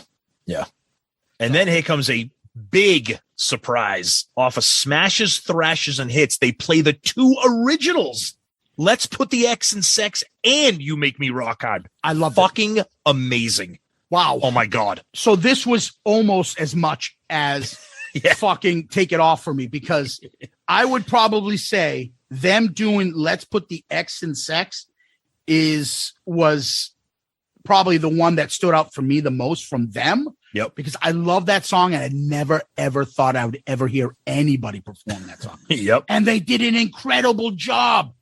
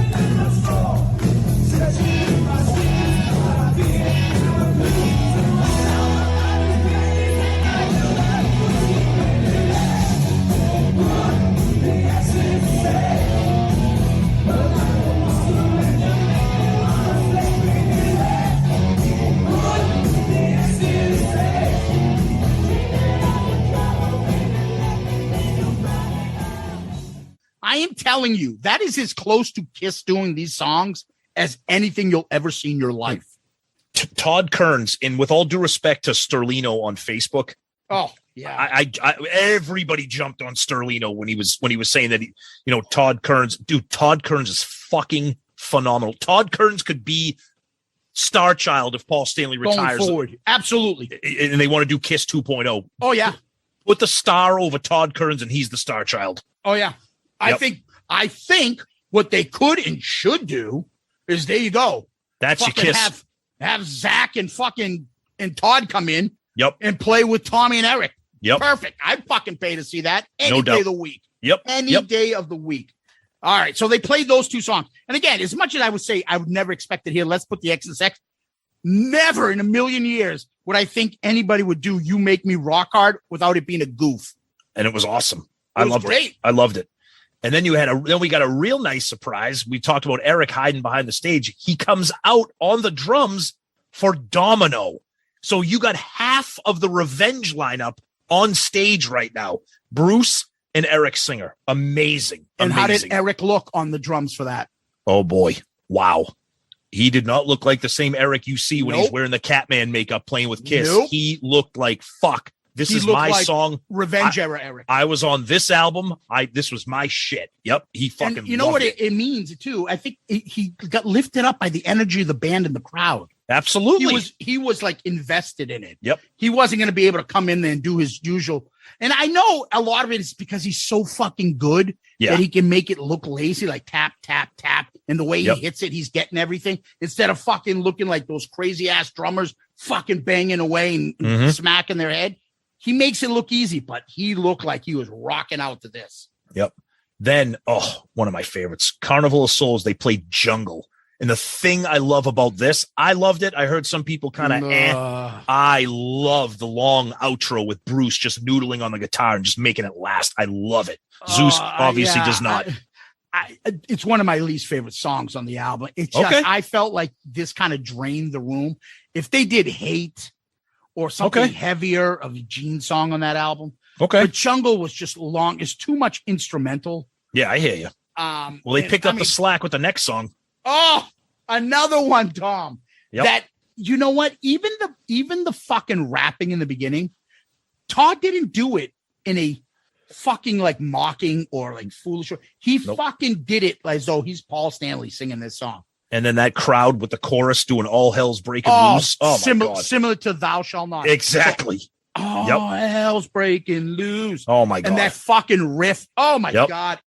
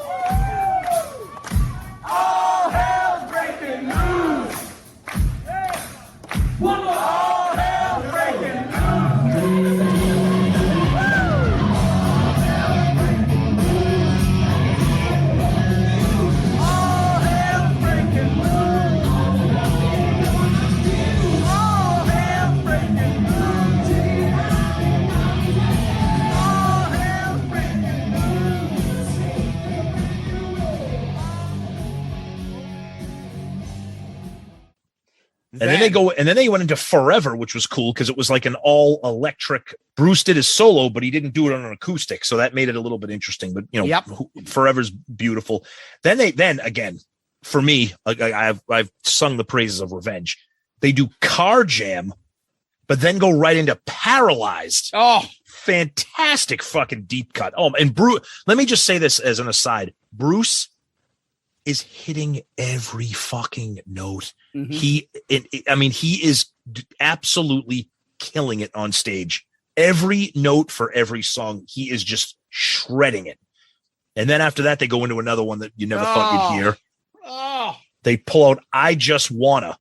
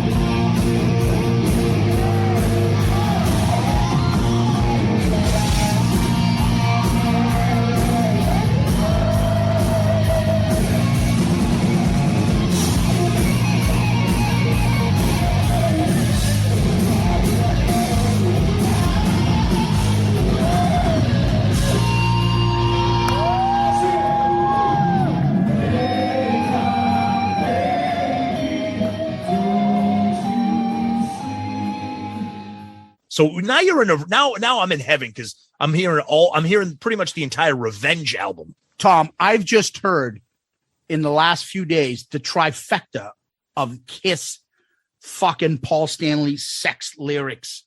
Take it off. Let's put the X in sex, and I just want. How many times have I said that? Yep. They played all three of them. Yep. And now they hit a fucking target of yours on the last song. Oh my God. Then they pull out Spit off of Revenge. Oh my God. And what was your favorite part on that part? Most definitely. Oh my God. Like I ever thought I'd see that, and then they end. Bruce always loves closing out with the Star Spangled Banner.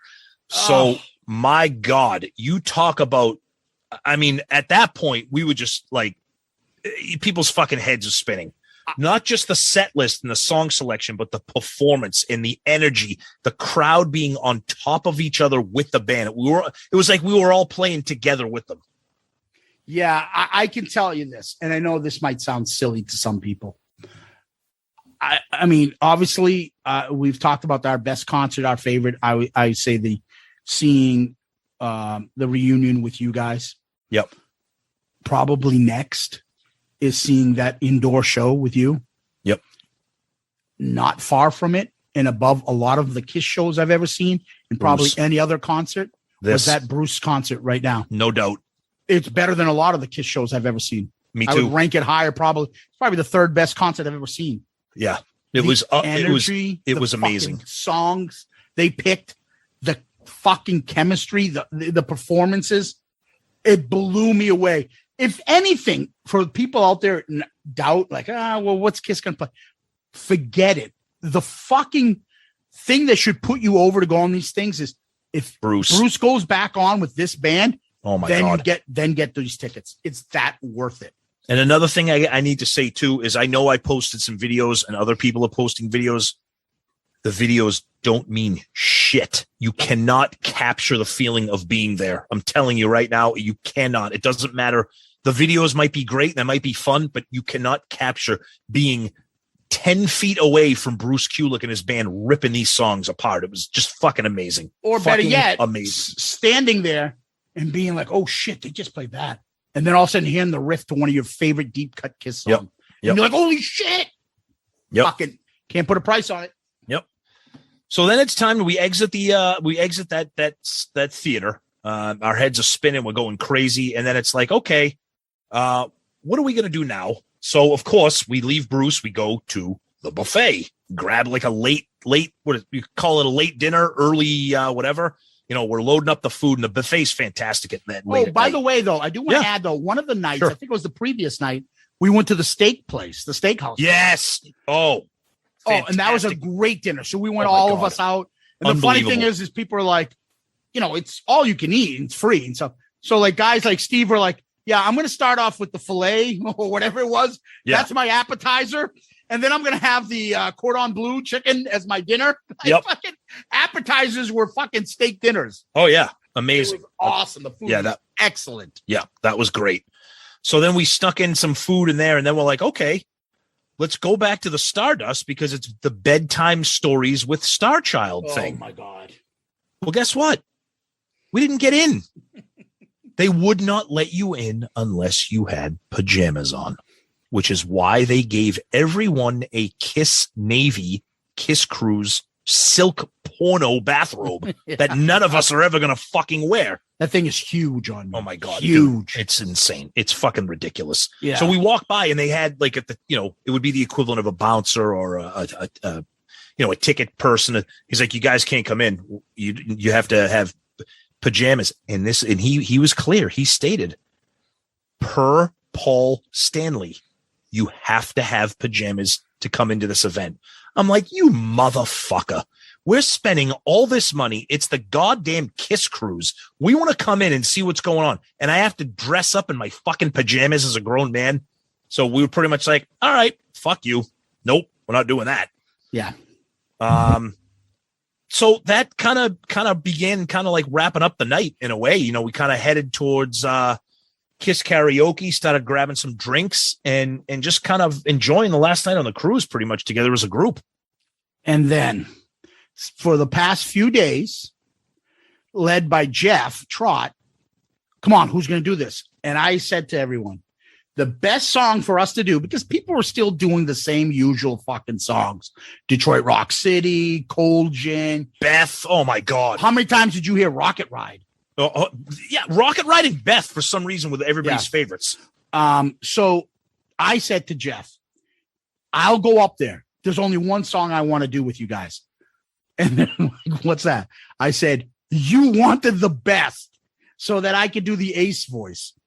And it's great because if we go up four of us, we all won't be so nervous because there's four of us up there and it'll make us feel better. Yep. You're like, I'm not doing it. And I'm like, all right, fine. Sonny, who loves to fucking send us fucking voice memos of him singing, who does believe he has a good voice, all of a sudden he was like, playing into a song, listening to shit, like practicing. Yep. I'm like, what are you doing, dude? It's a goof. He's like, I'm not doing anything I'm not good at. I'm like, well, you're not going to be good at singing. So just fucking get up there. He's like, no, I'm not doing it. The curmudgeon, who I said, don't you do this for a fucking living? And that's when Sonny jumps on him. He goes, no, he doesn't. I don't know what Sonny's comment was, but it was fucking brutal. Something like that. Yep. Yeah, like, have you heard him? He doesn't fucking do this. I'm like, dude, what the fuck is wrong? Don't you you play guitar and sing on tracks and do concerts? Can't you fucking? I'm not doing it. What the fuck? In the corner, I hear somebody go, I'll do it. Danny's like, I'm like, fuck, Danny, yes. Yep. So Jeff's like, all right, what are we gonna do? I'm like, he's like, I'll do Paul and Gene from this. And I'll say, okay, that's perfect because Peter and Ace only have 2 lines, but Paul and Gene have a couple more. So you just handle everything else. And Peter and Ace, me and Danny will handle it. And Danny, I was like, I'll tell you when it's Peter's song. Peter is the 4th, and then he's the 3rd. He's the 1st on the next one. So it'll be easy enough. So without further ado, here it is.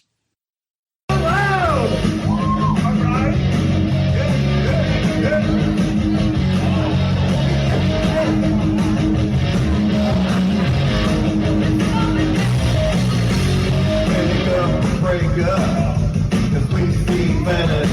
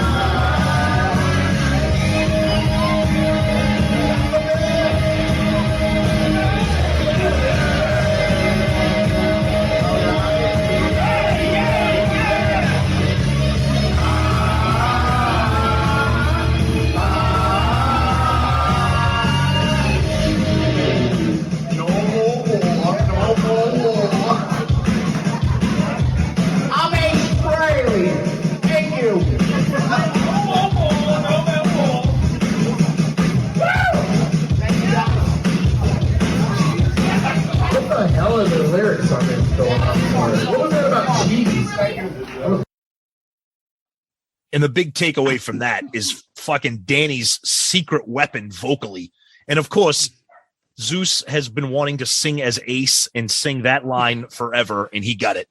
I think a few people were dying laughing. Oh, my God. And a few other people thought, I'm not joking, that I was another one of these, special people. Sad Gene. Yeah. That were up there like, oh, good effort. Oh, they let him out of his room. That's nice. Yeah. Oh, Special Ace is up there singing.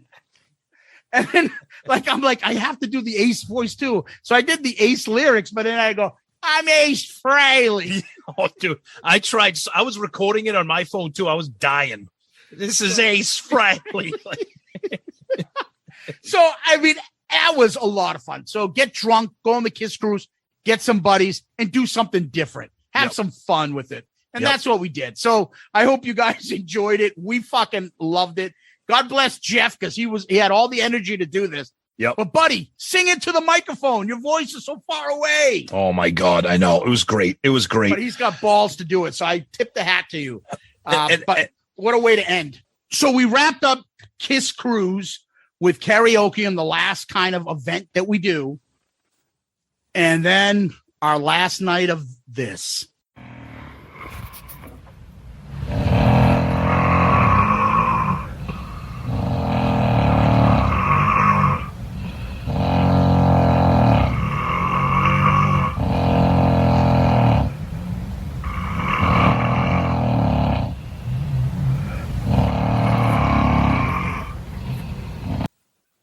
Next morning, we get up, and you would think it's going to be a cluster fuck getting off. Not at all. Seamless.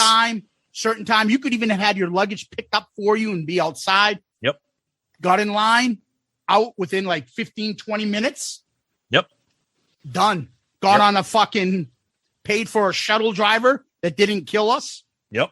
Got on a beautiful airline with tons of legroom that took off when it was supposed to and landed when it was supposed to. No, it didn't land. It landed early.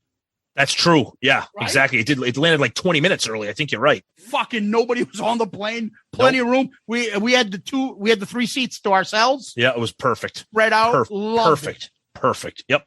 And then we kissed and made out and said goodbye to each other. Yep. And then we said, see you later. That's the end of Shout It Out Loudcast. Yeah, it was a good run, Tom. We did the KISS Cruise. We got to end it on that high note, man. So, yeah, and we said goodbye to our friends along the way. Yep. Tony, Sonny, Danny, fucking Steve and his friends. Yep. Our buddy that we just hung out with, Jeff, and our new best friend. Aussie Jeff. 2 Jeffs. Yes. So, final thoughts, KISS Cruise. All right. Before I get to my final thoughts, I want to wrap up a couple of little anecdotes, a couple of little fun situations that hit us while we were there. So there was one incident. I actually took notes for this because there was so much shit going on during the week. So there was one incident where we were on an elevator, and guy turns around and goes, "Shout It Out Loudcast?" I'm like, "What?" He goes, "I could tell by your voice." I'm like, "Yeah."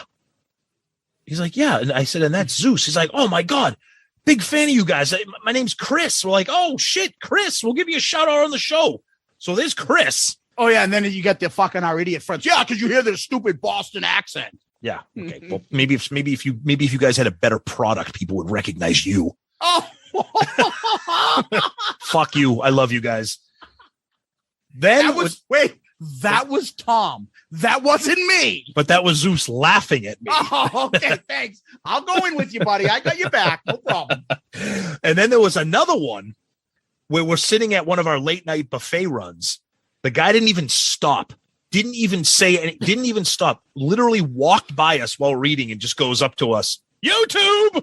I'm like, oh my. I'm like, holy shit. And I looked up and he just smiled and kept going. I was like, holy shit. I have one more that you forgot to talk about. Go ahead. So we're in the elevator. There's this fucking guy talking to somebody else. Oh boy. And he's got 1 foot in and 1 foot out. And we're like, come on, fucking dude, let's go. Wrap it up. Put it in. And he's talking. And so the other guy is pressing the buttons, and somebody on there is like getting annoyed because the guy keeps pressing the button. This guy, stop pressing the button. And then Tom goes into Arnold. Stop it. Stop pressing the buttons. Stop it.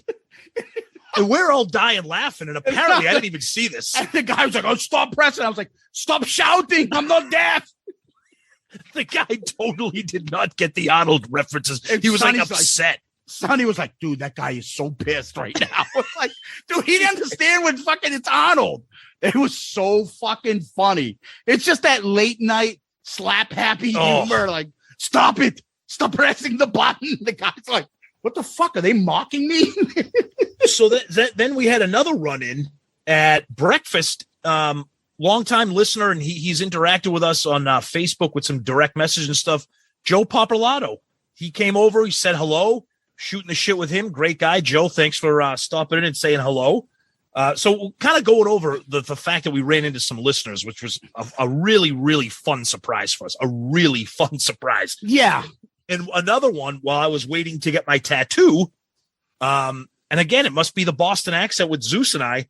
Guy looks over us and goes, shout it out Loudcast? Again, said it. I go, what? He's like, yeah, my name's Rob.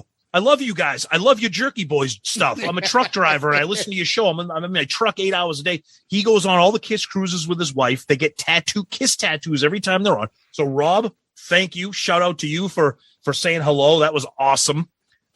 Just, it was just really, really fun to bump into people on the cruise that listen to the show. I just thought that was a really big thrill for us. Send out a tweet, a Facebook message, something. Yeah. If you saw us and you said hello or anything like that, and anybody else out there, because we loved it. We had so much fun. And, I know we joke about kiss tards and fucking idiots. For the most part, everybody's nice. Everybody even the people that are like out there, they're not really bothering you. No. And nobody's out there to ruin anybody else's fun. It was a great time. We didn't catch any of that fucking stupid shit with people pushing, people fucking grabbing shit. It wasn't anything like that. A lot of nice people. Met some people in person that we never met. Obviously, our good friends. That was the best part about it. But in addition to that, we made some good friends. Yeah. And a couple of them are, people that you should follow, like Jeff and his KISS auctions, Jeff Trott, Courtney. Go listen to her stand-up shit. If she comes around, go catch her show. She's a fucking riot.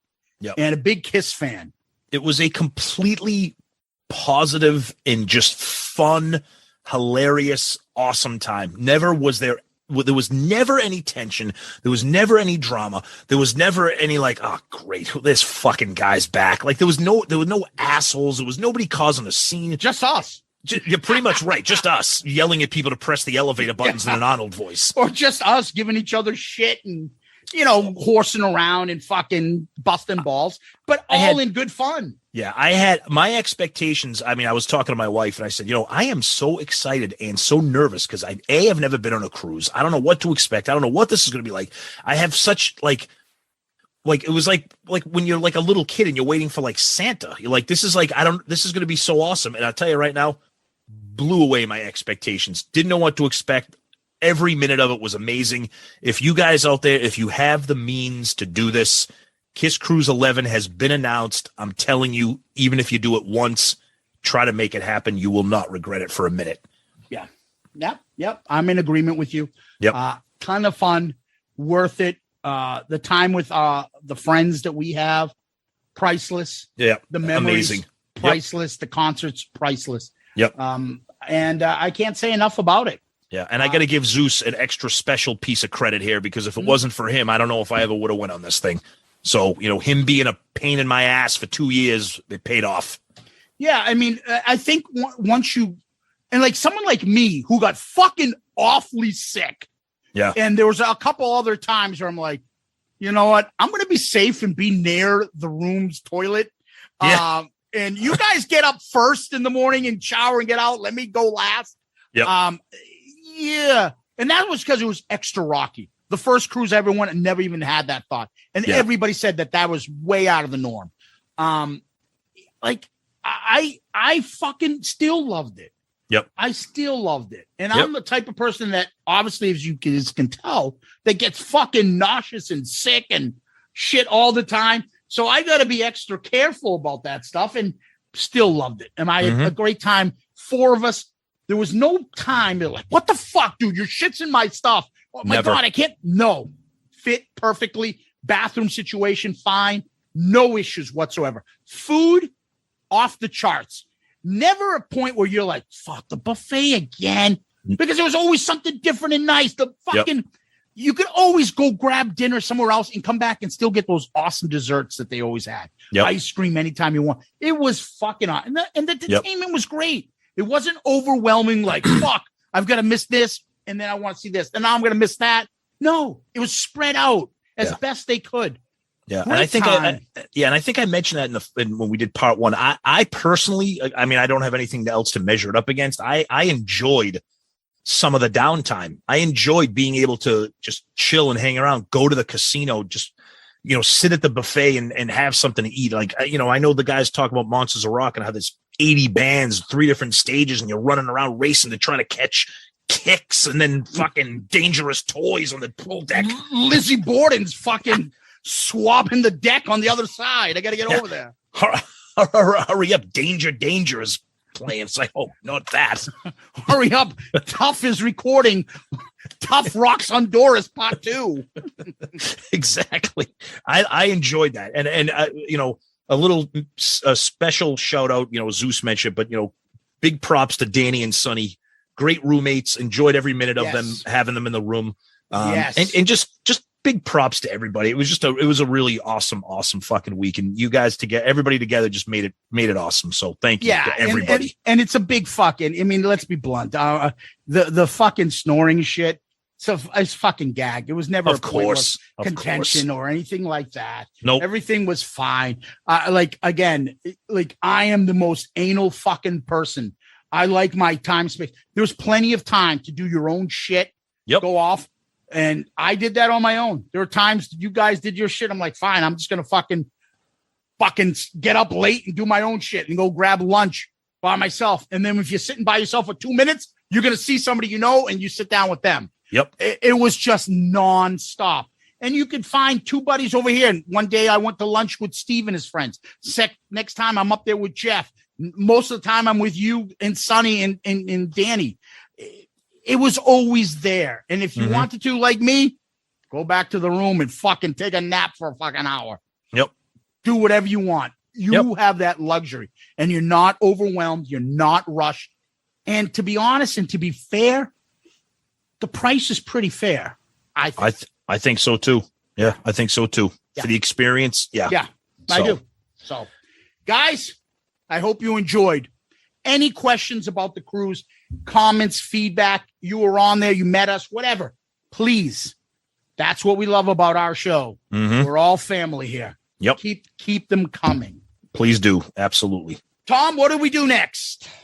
Hi, this is Ed Spansberg of ClickTshop.com, and for all your Shout It Out Loudcast gear and merchandise, please visit ClickTshop.com.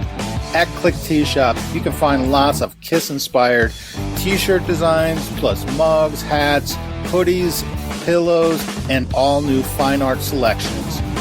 And now, here's your question of the week. All right.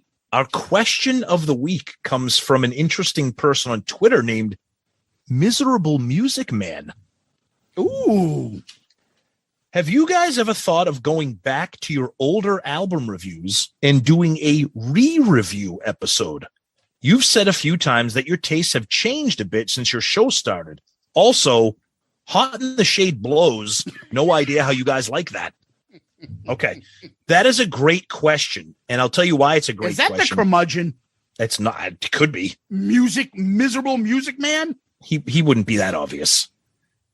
It's a great question because it is something that we've talked about kind of maybe in jest, but it would be interesting because we have said multiple times when this show started, we weren't it wasn't 24 hours of this show is 24 hours Kiss for us.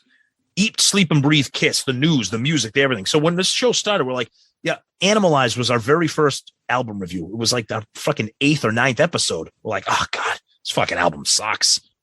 Or whatever we said about it. Now it's like, I fucking love Animalize. I love it. So that's a great idea to do like a album review redux. Maybe not a track by track 2-hour soup to nuts, but maybe do a quick, like, hey, have your attitudes changed? Or what do you think of this? Would you re-rank the songs, whatever? It's a great question. And it's definitely something to think about. So, Zeus, what do you think of that potential idea of just doing a revisit? I will just ditto a lot of what you said. The only thing I would add to it, I wouldn't want to do it until we hit every album. Oh, no, I agree. Totally. Right?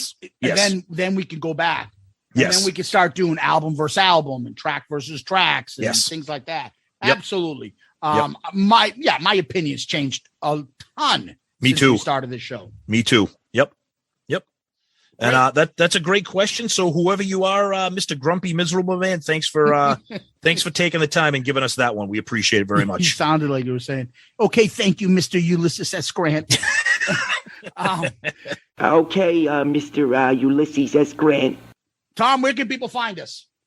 All right. The best place is to start with our email address, which is shoutitoutloudcast@gmail.com. Shoutitoutloudcast@gmail.com. Please send us comments, feedback, questions. We try to get to them on the air if we can do that, but we read every single one of them. So don't be distressed if we can't get a chance to read it during the show. And, of course, our social media, where we are very, very active, as you know, Twitter, Facebook, Instagram. Comment, tag us, retweet, whatever you want. Send us direct messages on there. And, if you don't want your stuff out there in public, please do that. And of course, as we mentioned earlier, our Patreon family is wonderful and amazing and keeps growing. A special shout out this week to Randy Bosworth, aka King Cusano, and our buddy Jason Worden. Thank you so much for being a new part of the Patreon family. And you can check us out on the Pantheon Podcast Network. We're part of that great family. Tons of amazing music shows. You can check us out there. They have a website where you can find us and all the other great shows that they offer. And of course, Click T-Shop bringing you the question of the week. If you like our awesome logo, grab yourself a Shout It Out Loudcast T-shirt or an Album Review Crew T-shirt, and soon to be a Zeppelin Chronicles T-shirt. Yes, Zeppelin Chronicles. So please check all that stuff out. We love hearing from you guys, so please interact with us. And as always, we appreciate that. Yeah, you could, as Tom said, you can always DM us, Twitter, Facebook, Instagram. Please subscribe to our YouTube channel, which is consistently growing. Thank you for all the support on YouTube. And give us one of those 5-star child reviews. That's where you go on iTunes or even podchaser.com and give 5 stars. That helps us move up the food chain. It gets more people listening to the show, more interaction, better for everybody. So thank you for that. And don't forget the email, shoutitoutloudcast@gmail.com. Shoutitoutloudcast@gmail.com. Tom, do you have any famous last words? Oh, hell yeah. Speaking of one of my favorite songs that we were gushing over, or at least I was. Well, the son of a bitch must be crazy, telling me I'm gonna go down. I said, this ain't the Inquisition. You ain't the son of God. And I sure as hell don't give a damn. Yeah. Wow. Well, I've got your other favorite song here, Tom. Uh-oh. But hold your head up high and let your spirits fly. Keep hope alive, yes, deep inside, and your dreams will never die. Horrific. We are one. No. Everywhere I go, everyone I see, and I see my face looking back at me. We. Exactly. Oh, sorry about that. Oh. Tom, Loudcasters, Kiss Army, fucking Kiss Navy, 6-Man, Kiss Cruisers, fucking, I don't know, Aussie Jeff. Love you. Thank you. Guys, you are the best. Thank you. We hope you enjoyed this 2-part episode. As you know, when we do something, we go big. This is too big of an event and too fun of an event to break down into one tiny episode. So we went big with 2. We hope you guys enjoyed it. The cruise is over. It's behind us now. Where do we go from here? We will have to see what happens next, but thank you guys so much for everything. And please let us know if you listen to this episode and you are on the cruise, chime in. Thank you guys for everything. Zeus, as always, thank you. Aussie Jeff breakdown next week. Peace out, Girl Scout.